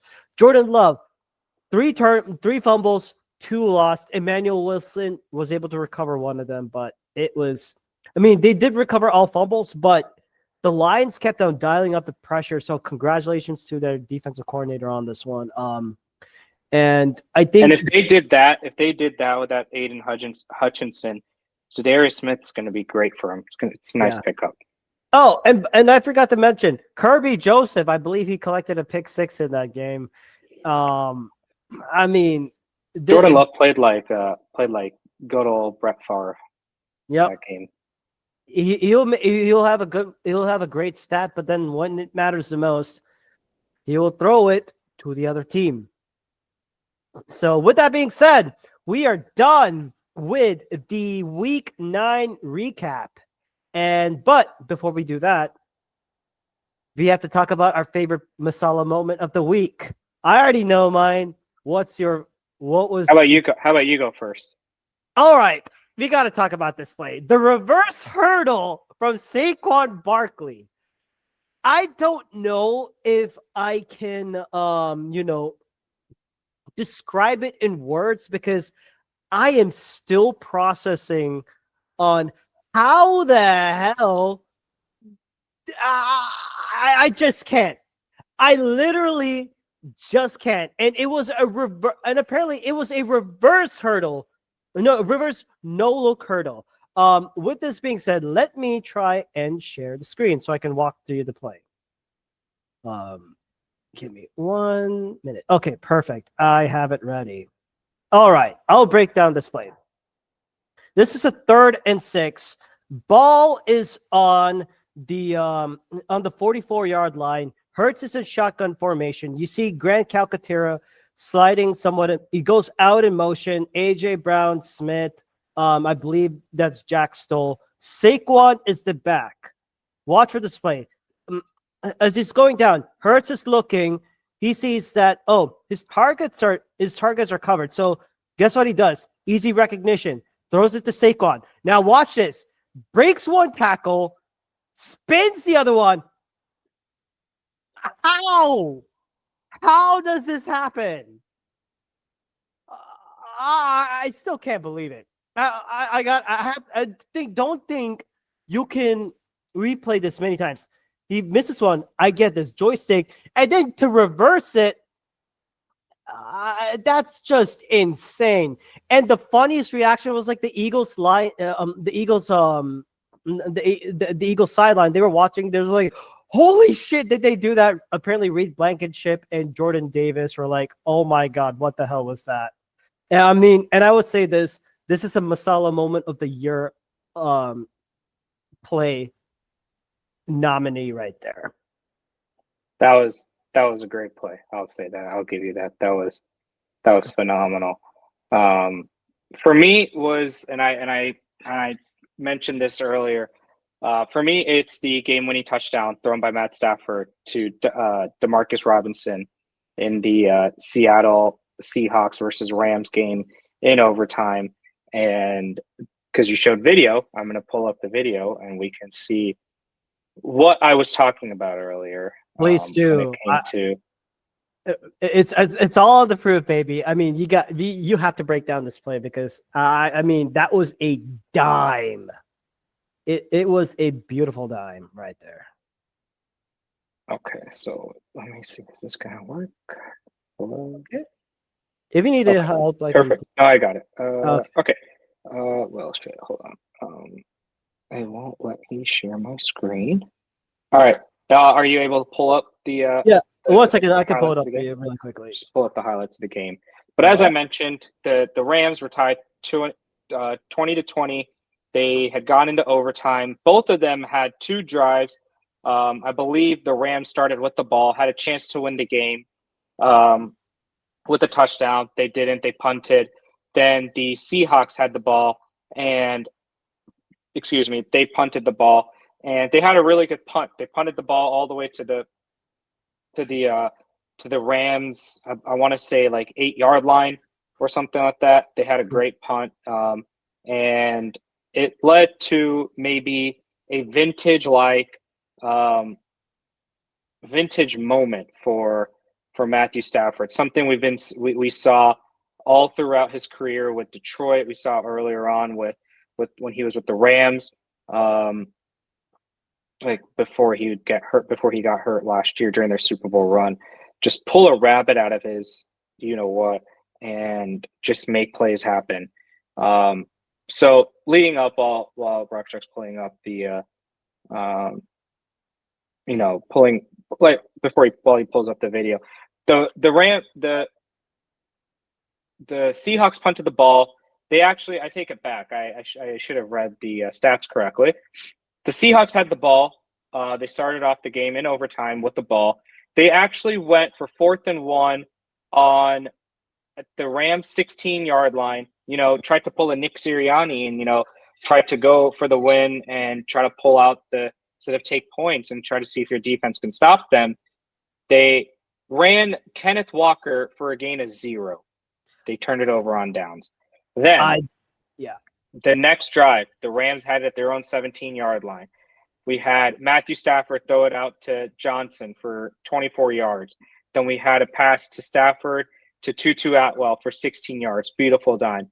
And again, you're going to keep throwing the ball, but it's also nice to wrinkle in some runs in there with Kyren Williams. Kyren Williams got a nice 4-yard pass or 4-yard run. And once we have the video up. All right. Get ready for this.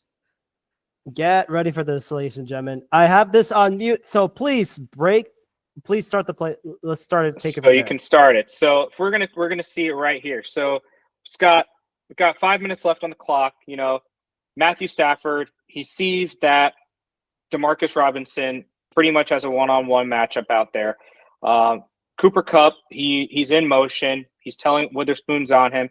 He's got, I believe, Tariq Woolen on Demarcus Robinson. This is what I was talking about. This is a right-handed quarterback that is moving left. He sets. He's not fully set. One-on-one, and what a catch. Demarcus Robinson. Amazing. And Matthew Stafford just placed it right in the pocket. Look at that. A beautiful dime. The follow-through was beautiful.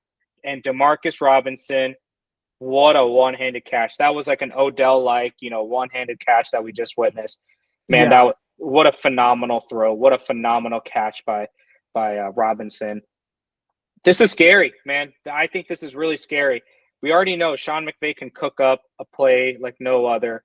And if we look here, I think the biggest thing we need to talk about before we get to Sean McVay is if you slow it down a little bit. Let's put it at 0.5. We can see. Look at when we see here, the defense is paying attention to Cooper Kupp. They know the ball wants to go. Matthew Stafford lets Cooper Kupp like no other.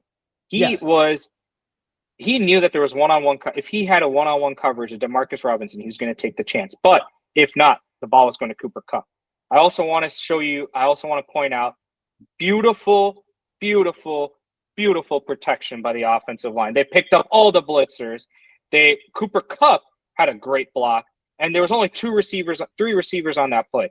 It was Demarcus Robinson, I believe Parkinson, Cooper Kupp, and I want to say that's Tutu Atwell or Johnson. I can't see with that video, but it's one of those two. And all of them had pulled the linebackers and the strong safety to the middle of the field where everyone was crashing because it was a play-action play. So they still fell for Kyron Williams because, again, the Seahawks, it was next score wins. They thought that the Rams were going to play for the field goal. But Matthew Stafford said, fuck that. I'm going for the touchdown and threw a beautiful dime, took a shot. I love that play call because this is 2nd and 6. This is what I've been wanting, the Cowboys to do, for example. Take shots on 2nd down like this. Stop being conservative and try to make it 3rd and 1 so that you can run the ball up the middle. This is a phenomenal play. And I think if you go back, I think we need to, or if you go up to the couch a little bit. So again, as he was saying, Seahawks are crowding. You know that they're going to bring in blitz.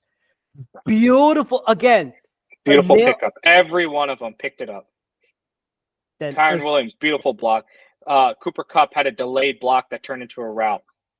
And if you let the video go, we'll be able to see from the other view of the way Demarcus Robinson got the ball with that hand. Man, that was a thing of beauty. It's almost like that Devontae Smith catch that I saw. But this one. But I just look at that. Look at Stafford. He's not set. He's not set, and a follow through like that. He's 37 years old, man. Like, oh my God! What a catch! That's a beautiful catch. Wide receiver coach would salivate over this. A wide receiver coach would hate a player for trying to do that, but then be like, "Damn, I can't believe you did that." Yeah. Like that is what they would do. So that is my Masala moment. Beautiful play by Demarcus Robinson. I like that play. There was a lot of good plays. I want to say there was a lot of good plays in the week, but I think I was thinking, what's the best play I could go with? Could I go with the throw, the what do you call it? We are Devontae Adams and Aaron Rodgers throw, right? Because that looked like vintage Rodgers. And Devontae, the Bengals, or like even Drake May's game-tying touchdown. Had he won the game, that would have been my Masala moment. Definitely. He doesn't qualify. Same thing with the Broncos. Had the Broncos won, Bo Nix's game touchdown, game-winning touchdown. His touchdown would have been nice, but you can't think of any big-time play outside of Saquon's play. Other than this, because this is a fantastic game-winning touchdown. Might even be catch of the year, close to maybe if we don't have any other crazy catches. But that's up there. 100%. And with this being said, we finally conclude with Week 9 of the NFL of the NFL season, and now we go to Week 10. Anand's team, the Packers, is on a bye. Who cares about that? But right now, you all know the reason why I invited Abishek for this special episode, because today, for us Eagles fans, we call it Dallas Week because it is the Philadelphia Eagles playing the Dallas Cowboys in Dallas. And by the way, folks, this is the Eagles team that has not beaten Dallas in Dallas since 2017. And let's talk about it. So, how do we want to go this? Offense, defense? How do the Cowboys offense? So how about this? How do the Cowboys offense attack this Eagles defense? With what? That's the question. With what? Like, what do we have that we could attack the defense? We don't have a running game. We don't have, the offensive line is weak. The only thing I can think of is, just YOLO it and let Cooper Rush throw for 40 yards, like 40 times. Because the Eagles' pass defense is still suspect. I don't know. is Darius Slay playing in the game? Darius Slay will be playing for this game. Yeah, he's going to be fried toast. Like, you know that meme of Shannon Sharp saying yams, fried chicken, lobster meat, all that stuff, whatever he says. That is what Darius Slay is going to do that's what CeeDee Lamb's going to do to Darius Slay. Right. But again, I think what the Cowboys need to do to make Cooper Rush's life easier is try, and it's very difficult because of how good the Eagles' run defense is. You got to try to break through. You have to break through with the run game. You got to break through the run game. You got to let Rico Dowell, and you got to hand the ball to Rico Dowell. Like, stop giving it to Zeke. Dalvin Cook is trash. Rico is, if you're going to claim that Rico Dowell was the reason why you didn't want to pay Derrick Henry, which again is a stupid reason, but sure, cost savings still, again, it's still stupid, but fine. I would say try to break in the run game. Try to get those 4 to 5, 6 yards, which the Cowboys have, if I believe, have been only averaging, I want to say 4 yards per carry. Yeah, I would think so too. And I would say like Rico Dowdle, I would say that this Cowboys offensive line has been a bit banged up, but the way that you can help that O-line and a backup quarterback is if you can adjust that offense to running and commit to the run. And of course, I would say one of the biggest weakness for this Eagles team is, yes, even though the secondary has improved a little bit more, we still allow, when we stick to that stupid two safety look with CJ, GJ, and Reed Blankenship, somehow we're susceptible to tight ends and the middle of the field. And this is where I get a lot of worry.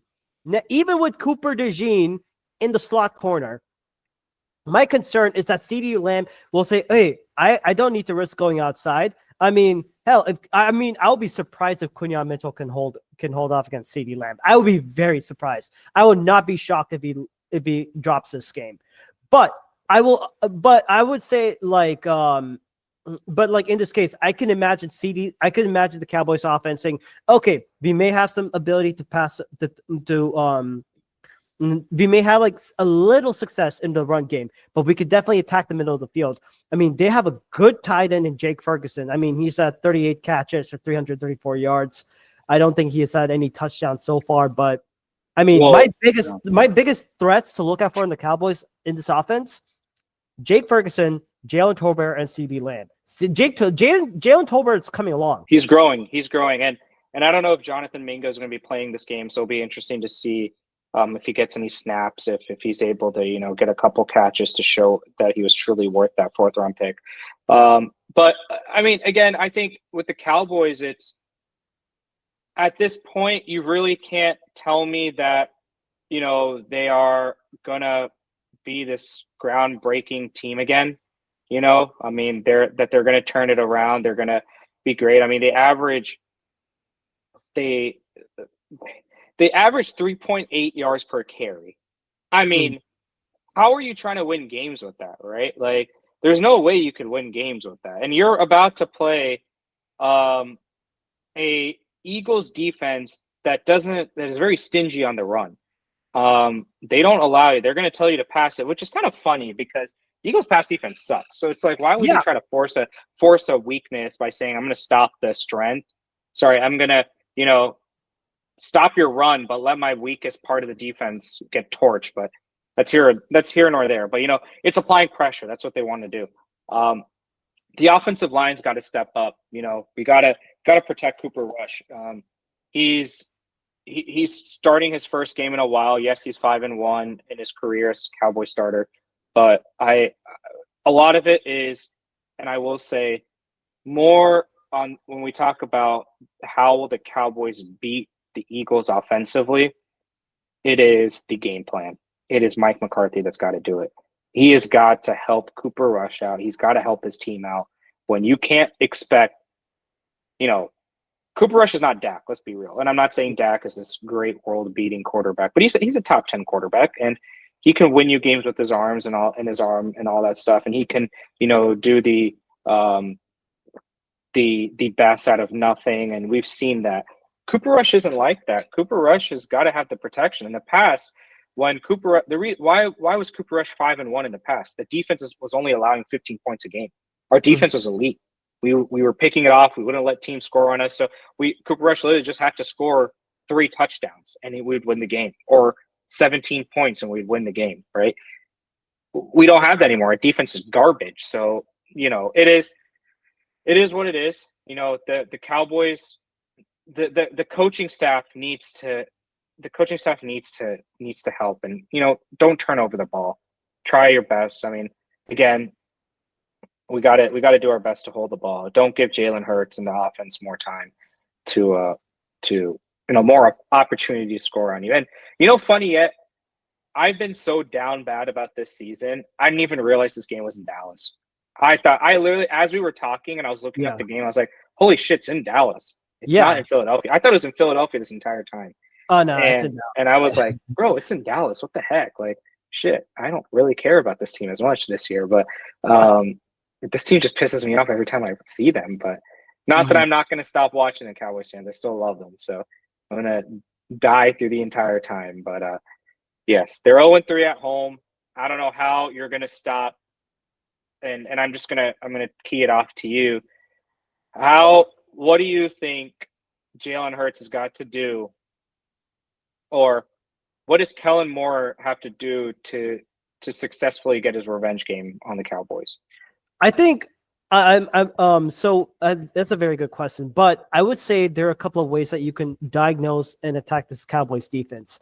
I understand that. I understand that Micah Parsons is coming in for this game, but you're missing Tank Lawrence. Deron Bland is out too. Deron Bland is out. Trayvon Diggs, I don't know what's the status with him. He said he may have had like some kind of, I don't know. He had a tear. He had a tear in his calf, but he did play the Falcons game. So he's questionable. He did not practice on Friday, but he's questionable. Cowboys got a lot of injuries that we might be without Eric Kendricks too, which is huge. Oh yeah, and so like for me, like if I'm the Eagles, the biggest weakness I would see on offense, like if the Eagles' offense facing against this Cowboys defense, as of now, like the Cowboys' run defense is allowing 147.8 rushing yards per game, which is ranked 30th in the NFL. They're second to last in rushing touchdowns allowed, and I would say run it, stupid. That's all I would say to Kellen Moore or North Korea Nick Sirianni at the moment. But I'm happy, but then again, I'm worried about the wear and tear of Saquon Barkley, because I would rather keep him healthy and use him later for the playoffs, because a healthy Saquon in the playoffs is good. And Eagles establishing that run first mentality since the bye week has helped a lot. When you're running the ball, you're helping and you're having success with the run game. What you're able to do, you're opening up the passing lanes, you're opening up play action, you're allowing like a mixing of corners and mesh concepts. And what I'm seeing Jalen Hurts takes under center a lot more, incorporating that Kellen Moore mentality, it has been clicking. I want to see more of that. And against the Cowboys, I think this is a game where you have to run up the score. And I would say with Mike Zimmer, I'm guessing he's going to bring in the blitz a lot. He will definitely try and bring in pressure a lot more, because I mean, with the Eagles, they face some pressure, but my issue with Jalen Hurts is that he'll tend to play a hero ball, or he'll hold the ball down a bit too much. What I'm saying, you just throw it away. And this is where the option of hot routes have to come into play. I think with Philly or Dallas Goedert coming in, I can imagine more 2 tight end sets, especially with Grant Calcaterra, who's been having himself a season so far when Goddard's being out. Calcaterra and Dallas Goedert. And I got the news that Devontae Smith and AJ Brown will be both playing in this game. And I would like to see Jahan Dotson, because in that one throw to Jalen Hurts did against the Jags, he throws it to Jahan Dotson, He tips the ball and he makes a circus catch and was able to grab it. One reception for 36 yards. And I would like to see more targets for him in the middle of the field. And with Saquon, as much as I'd like to use him, build up the score so you could sit Saquon in the later rounds, because the Eagles have the Commanders on Thursday. And I would also try and include more of Kenny Gainwell and Will Shipley. I did like the fact that we used a linebacker in Ben Van Sumeren, who's like a practice squad guy. We used him as a fullback in some plays, which I saw. I'm like, oh, why didn't they do that shit before? So, yeah, I know it's a bit of a long answer, but it's like how we're viewing, like, in what ways you can attack this Cowboys defense. But I would not sleep on it, because my concern, and I think this is where I think the Cowboys can win this one. There's one weakness on this Eagles offensive line. Left tackle Fred Johnson, he's been having up and downs. He had a down game against Brian Burns. He was good against Trey Hendrickson, but he was very shaky against Josh Hines-Allen, who forced 2 sacks. And he was limited with a knee injury. And yes, I mean, and this is a team that doesn't like to give their offensive tackles help, especially with backups. But I think my issue is how do you stop? I mean, with Micah Parsons playing, I think this is how the Cowboys can win this one. They have to move towards that direction and attack. And I don't know about your other edge rushers too, but I think this is like the one way the Cowboys can do. Unleash Micah Parsons, make him go after Hurts. And with Hurts hearing the news that he is injured, he could get knocked out early, and you could be seeing. I can't believe I'm going to say this, Abishek. Cooper Rush versus Kenny freaking Pickett. This is the marquee matchup everyone wants. God damn it. But yeah, it's a long-winded answer, but this is how I would imagine the Eagles attacking the Cowboys. Yeah, I would just say run the ball, run the ball, run the ball. Just keep doing it. I mean, whether you run the ball with Jalen Hurts with some RPOs, or some, play actions, or you run, Saquon down our throat. Mozzie Smith and our other D tackle, I want to say, not Dorrance Armstrong. Osa Digizua, sorry. And then, Linval Joseph, Carlos Watkins, they're softer than Charmin toilet paper. So you can just run on them. Whoa!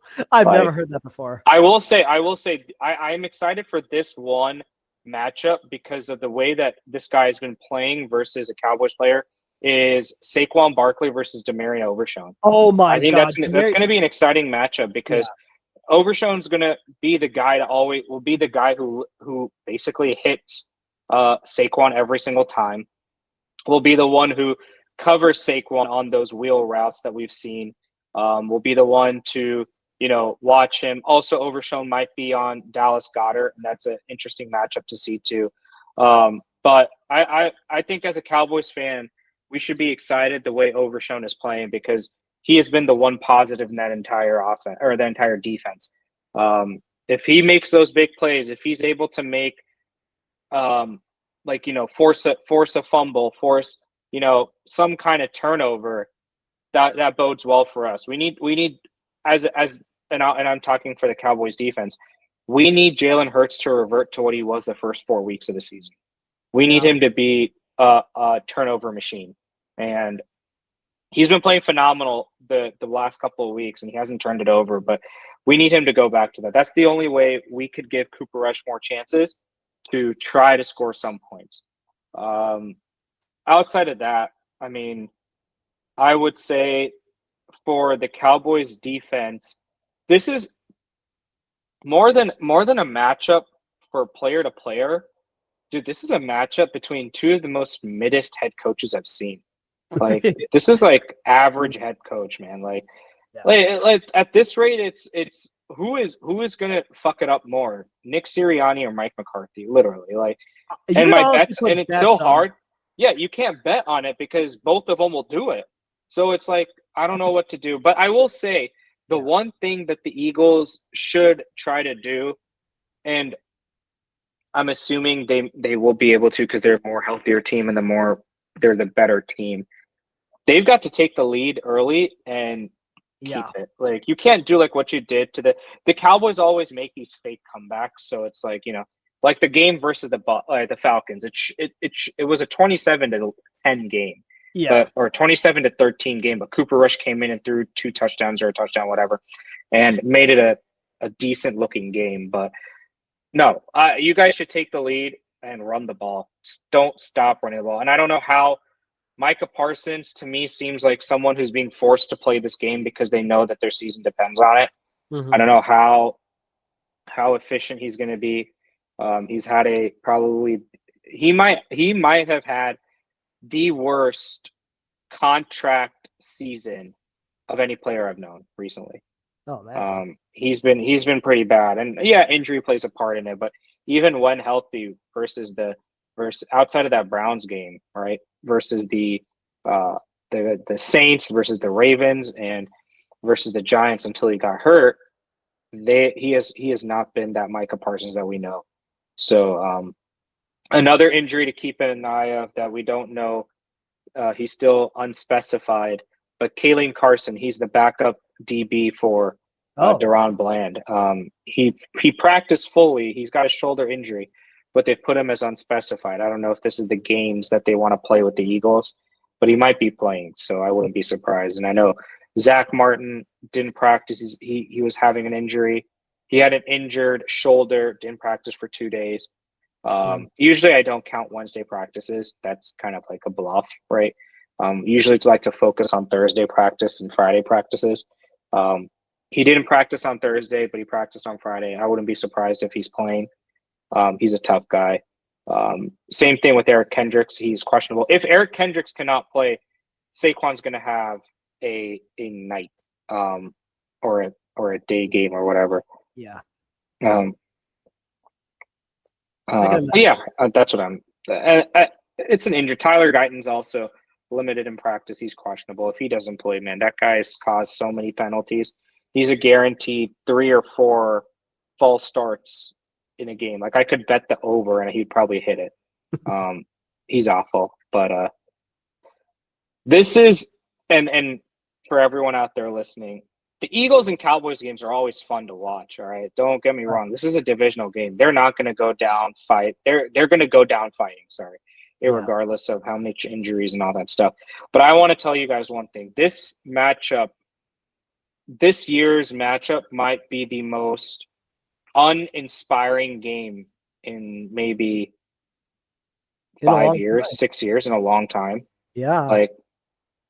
Like I've usually like one of these teams walk into the game saying that, all right, we're the better team, so we're going to beat the shit out of you. And it's in this case, both teams are so mid, with the Cowboys being below mid that you don't know what they can give you. Yeah. And now that Dak is out, you're kind of, you don't have your starting quarterback anymore. CeeDee Lamb's banged up, so we don't know if he's good to go or not. So if CeeDee Lamb's out, dude, you guys are winning 55-0 at this rate. I don't care. I mean, but I think with this game, again, Abishek, this is a trap game for you guys. Yes, I'm 100% saying this. Games like this, especially with the NFC East, they will play. Even with the Cowboys, they're banged up and all that. The Eagles should not be sleeping on the Cowboys, regardless, because one way, if Nick Sirianni reverts back to being the North Korean version. Again, the Cowboys are going to show this North Korean Eagles version what democracy looks like and win this game. I'm going to say this: Cooper Rush was able to put some points on the board when he ran that offense effectively in the last couple of minutes against the Falcons. Right? As an Eagles fan, I would rather the Eagles run up the board, but I see Nick Sirianni doing some stupid shit. It's going to be a close game. I'm going to have more than 50 heart attacks. I'm going to call this game 28-21 Eagles, and I'm going to be ending up pissed a lot more because this Eagles team will be banged up before they face the Commanders on Thursday. And this is why you need to have, and I think Abishek said this perfectly, the Eagles need to be up by they need to have a 30 or 40 burger on point and rest their starters by the third or fourth quarter. If they don't do that, they've lost against the Commanders. I'm going to say this, beat the dome moment. If the Eagles are not up by 30, 40 points by mid third quarter or the end of the fourth quarter, we're losing on Thursday against the Commanders. Yeah, you're gonna want to be healthy for that game. That's a bigger matchup for you guys than you obviously want to walk away with the win from Dallas because you want to stay afloat, be a game behind the Commanders in the division race. And the Steelers are playing the Commanders this week, which is a really, really, really fun It's matchup. going to be a fun game. I'm disappointed that that's the 12 p.m. game, and they're giving us the Jets and Cardinals at 3:30, but it is what it is. But or they even give us this game at 3:30, man. Just push this game out to noon. It's not worthy of a 3:30 game. And why? And they're putting the Eagles-Cowboys game on CBS instead of Fox, which makes no sense. Well, this is like they want Tony Romo and Jim Nantz to call this game, right? Yeah. Well, with that being said, do we have a Masala game of the week that you're on the lookout for? Yeah, and before we go to that, I will. Yes, my prediction for the game is. My bad if I didn't ask you that. My bad. No, you're good. I want to say that it's going to be 34-20 Philadelphia. Dallas takes the points. If we're betting wise or over on. Yes, I believe. Yeah, 34. Yeah, it's going to be over. Yeah. Yeah, I don't know what the spread is 7.5, so I'm taking. You'll take the points. Yeah, I'm taking the points. Yeah. Okay, and with that being said, what is your Masala game of the week that you're looking forward to outside of Dallas of Eagles? Outside of Dallas, Eagles, Cowboys. For me, I have in a full slate of games, I have two of them, so I'm going to quickly delve into two of them. Hopefully, they don't overlap with you. 1 second. Oh, I think I may have a sleeper one, just in case. I prepared one. Did you? Yep. Just in case. I was like, I think he may be talking about that one game, but yeah. So for me, one game that is really important to me, that I'm excited to see is the 49ers versus the Buccaneers. They're 2 4-4, 4-5 teams that are coming off of good wins. The Niners beat the Cowboys and went into the bye. The Bucs came off of a heartbreaker versus the Chiefs in overtime, as I mentioned that earlier. Yeah. But like I said, the glorious king is coming back. See Christian McCaffrey. I'm excited to see how the Niners offense integrate Christian McCaffrey back. Are they going to? Is Mike Shanahan going to go full on cream mode and just cream Christian McCaffrey the entire time? Which I hope he doesn't, because they need him. But I'm excited to see the way that offense opens up. Deebo Samuel has been banged up. He got the extra week off with the break. George Kittle was a little banged up. I want to say something. San Francisco should burn down their medical staff, because how every single year this team has some kind of injury. Like how? Like I get injuries are a football thing, but it's constantly the San Francisco 49ers that have some problems. Is it their practice turf? Are they doing the wrong things? I don't know. Like I don't get it, man. They're always hurt. I mean, and no matter what, they still beat the Cowboys. So it doesn't fucking matter how hurt they are. They'll still beat us. But shit. Like for some reason they're always hurt. But going back to the game, I'm excited to see this game. This is a big game for the 49ers if they want to stay alive in the NFC West race. And the same thing with the Bucs. The Bucs are 4-5. They dropped that heartbreaker versus the Chiefs. They've already lost twice to the Falcons, so they're behind the Falcons in the NFC South race by basically 2 games. If they want to keep up and even try to win the division, if not get into a wild card spot, they've got to pull out this win. It's a must-win. It's a must-win game for both teams. It's in Tampa, and I mentioned this earlier. The Niners and Bucs. The reason why I chose this game is the Niners and Bucs both can't afford to lose. Because of how hard getting a wild card spot is going to be, and the reason is the NFC North. And the Philadelphia Eagles and Commanders. Them being 7-2, 7-1, 6-2, 6-3, and the Vikings are 6-2 or 6-3. Neither of these teams can afford it. Their season will be pretty much done if they lose these games. So this to me is a big matchup. And another one, which I know we said that we're going to choose one game each, but this is an exciting game because this is essentially what America is going to be looking forward to, is the Lions versus Texans in Houston. Oh, that's going to be a good one. Yeah. That's going to be a good game. The Lions 7-1, 4-0 on the road. The Texans 6-3, 4-0 at home. Yep. CJ Stroud might be getting his best friend Nico Collins back. We don't know yet. It's going to be a fun game. CJ Stroud has had the past couple of weeks has been down. He hasn't been playing well the last couple of weeks. Last week he played the Jets. He only threw for I believe he only threw for 190 yards, but didn't have any touchdowns. We expected more out of CJ Stroud. And then the game versus the Colts, where they eked it out because of the way Anthony Richardson played, or not the Colts game. Sorry, I believe it's the Packers game that they lost. Yeah, to Jordan. 24-22 to Jordan Love. He only threw for 86 yards. We expect more out of CJ Stroud.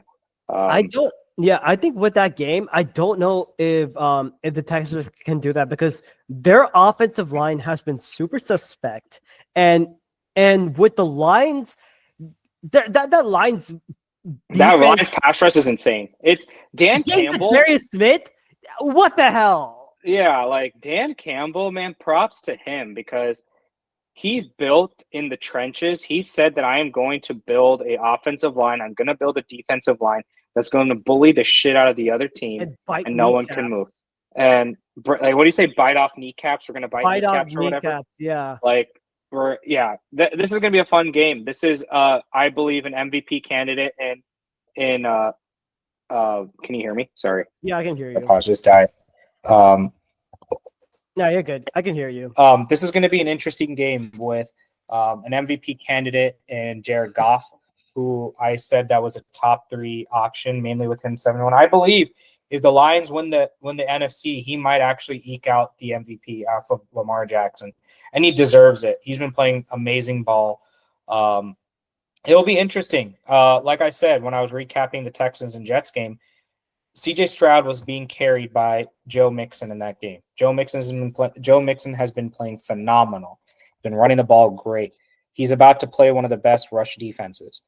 So this means best rush. The Lions defense is very similar to the Eagles. Amazing rush defense, crap pass defense. Yeah.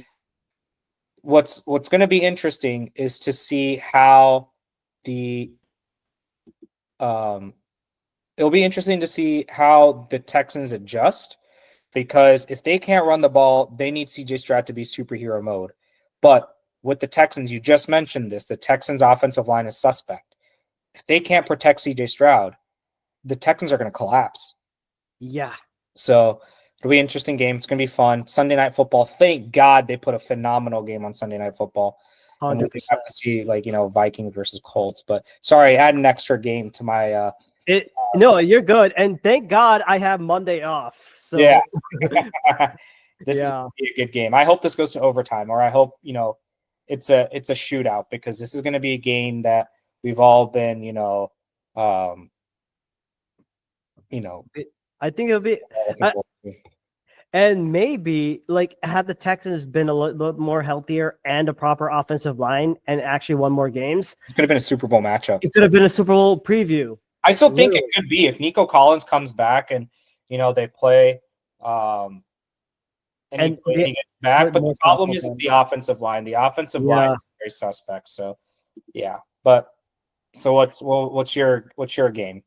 So the only game that I'm going to go with has to be Steelers and Commanders. I think this is going to be a second big test for Jaden Daniels. He's going up against another AFC North team, but this time he's off against good old Mike Tomlin and Steeler football. It's just, and of course, you could say it's a bunch of matchups. I'm very interested to see how Cliff Kingsbury goes up against this Tomlin type of defense. and especially if I would, I mean, just to take a look with the run game, what Cliff Kingsbury has done, he's actually started running the ball instead of heave ho. How far can this air raid fucking go? I am impressed with Cliff Kingsbury on this one, and I mean, and of course, like Commanders running a lot of zone read plays. And according to Dan Orlovsky, he said that the Commanders zone read plays, they have produced 581 rushing yards so far this season. No team is within 200 yards of that in total. And Daniels, not only is he able to have that cannon of an arm, he's been able to scramble 327 rushing yards on 39 attempts. In total, he's had 459 rushing yards of the season on 82 attempts. And I mean, when they're building up that run game, I think this is going to be a big battle because the Steelers' defense has been very shaky against the run, even though they had TJ Watt, which is probably why they brought up Preston Smith to help up with Cam Hayward to help stop that run defense. And then another big thing, and another thing I see on the other side, having George Pickens go up against a shorter Mike Sainristil. Yes, Marshawn Lattimore is coming, but Lattimore is going to be out on week 10 because of that hamstring, and they're going to probably save him for that Eagles game. But that means you're going to have that rookie, Mike Sainristil, who he'll be playing outside as he has done in the last 2 games. And he's going to he's going to be going up against George Pickens or Mike Williams. This is a mismatch that Russell Wilson, of all people, has to take advantage of. If he doesn't, he's going to ask for trouble. And the thing is, according to PFF, Sainristil has been targeted 37 times. He's allowed 26 receptions for 250 yards and 3 touchdowns in 285 coverage snaps. And I said this before, Sainristil has to be in the slot position. I would rather have Benjamin St-Juste and Emmanuel Forbes, the stepson of AJ Brown, to be to at least make it a battle within, and the Commanders have to bring some blitz. And I think, and of course, on the Steelers' offensive side, they have to improve on red zone offense. And this is a Commanders defense that has struggled when it comes to red zone percentages. They've allowed almost 69.23% of red zone opportunity so far. And if that's the case, run Najee Harris to the moon. But if I'm the Steelers, there's one weapon you should be worried about. Guess who I'm going to talk about? Yes. Scary Terry. Yep. That is, I think, and I'm going to say this. If they put Joey Porter Jr. on Scary Terry, I want to see how this works out. But Scary Terry isn't the only receiver they have to keep an eye out for. Noah Brown, when he is available at the most, he'll be there. You're ready to catch some Hail Mary passes. And yes, a lot of it is Zacchaeus. And this one hurts me the most. Using Zach Ertz. Oh man. But if the Commanders are able to use more of that run game and they're able to exploit it, Steelers are going to lose this game. But again, this is going to be a position in which TJ Watt may have to force turnovers from Jaden Daniels. And if he's unable to get to the quarterback, it's going to be a long day. And I have a spoiler alert. I think the Commanders will win this game 28-27. Is there really a spoiler there? Because aren't they favored or are they not? I don't know if they're the favorites, but I thought the game was at home. Maybe it is in FedEx. It's in that FedEx Field. FedEx Field, right? Yeah. Stadium. I believe they're favorites by 2.5. Oh, it's a close matchup. They don't know. So basically they're calling a 3-point game. Mm-hmm. Oh, you just got breaking news. Commanders kicker Austin Seibert is going to be out. They're going to be replacing him with Zane Gonzalez. So interesting. Commanders, what they have to do, they have to score touchdowns. They cannot rely on field goals yet. Yeah, I don't know. Zane Gonzalez. Yeah, this is going to be an interesting matchup. I'm excited to see the Commanders' offensive line play up against TJ Watt. We know what a home game wrecker he is. Andrew Wiley, he's their starting right tackle. He's questionable. Mhm. So if he's not playing, that is a huge loss for the Commanders. Their backup Trent Scott will come in. So I hope Dan Quinn and Cliff Kingsbury put a Hell of a game plan. hell of a game plan. Put someone out there like Zach Ertz or John Bates, someone to chip, at TJ. Watt. So it'll be interesting to see how they play. The defense, I'm excited to see how the Commanders defense play it against the George Pickens. And now they have got yeah. be interesting. Without Marshawn Lattimore, you still got to deal. You still have to put Emmanuel Forbes out there, and Jeremy Yep. and all that. So it's going to be an interesting game. I'm excited to see how this game turns out. It's going to be the Commanders are. Steelers look. It's interesting how the Steelers. Shout out, and I'm pretty sure you guys talked about this earlier. Shout out to Mike Tomlin for having the cojones to start Russell Wilson, because that was pretty much a do or die scenario. Had he not started, I can't imagine if they lost that game versus the Jets and then and let's say Russell Wilson played bad. They could have lost, but if Russell Wilson played bad in the process, then he would have been under the bus. Justin Fields' confidence would have been shot.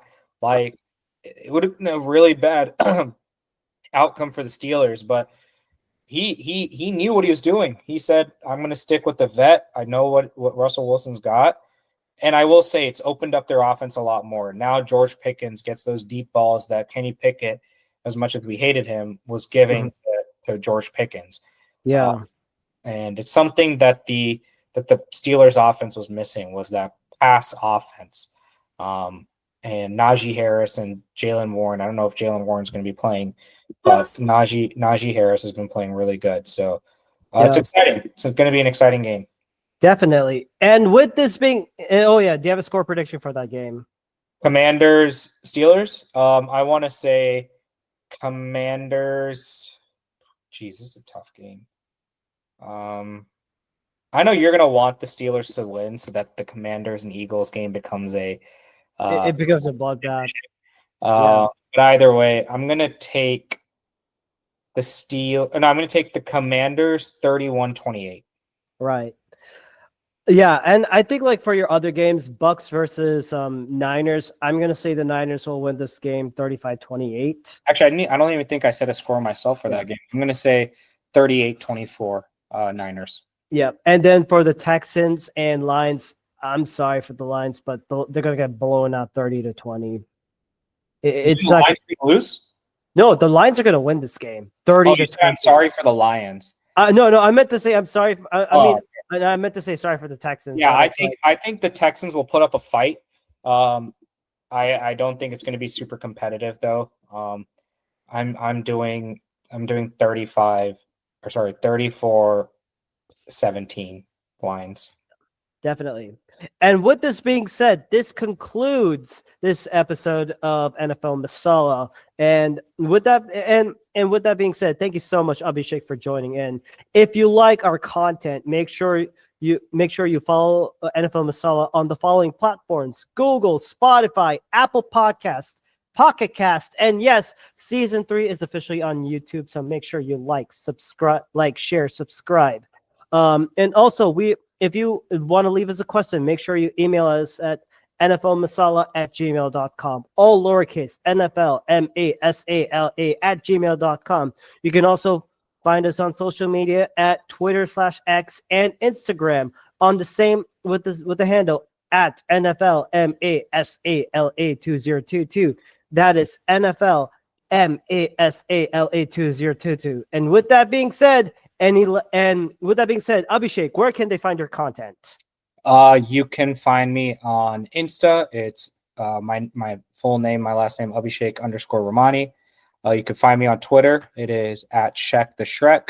I put out very hateful and pessimistic and downright distraught Cowboys and Mavs content.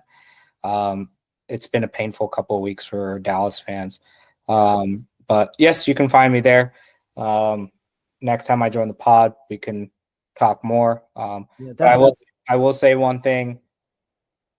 Hook 'em, baby. And of course, my last word, fly, Eagles, fly. Take care and have a good night, y'all.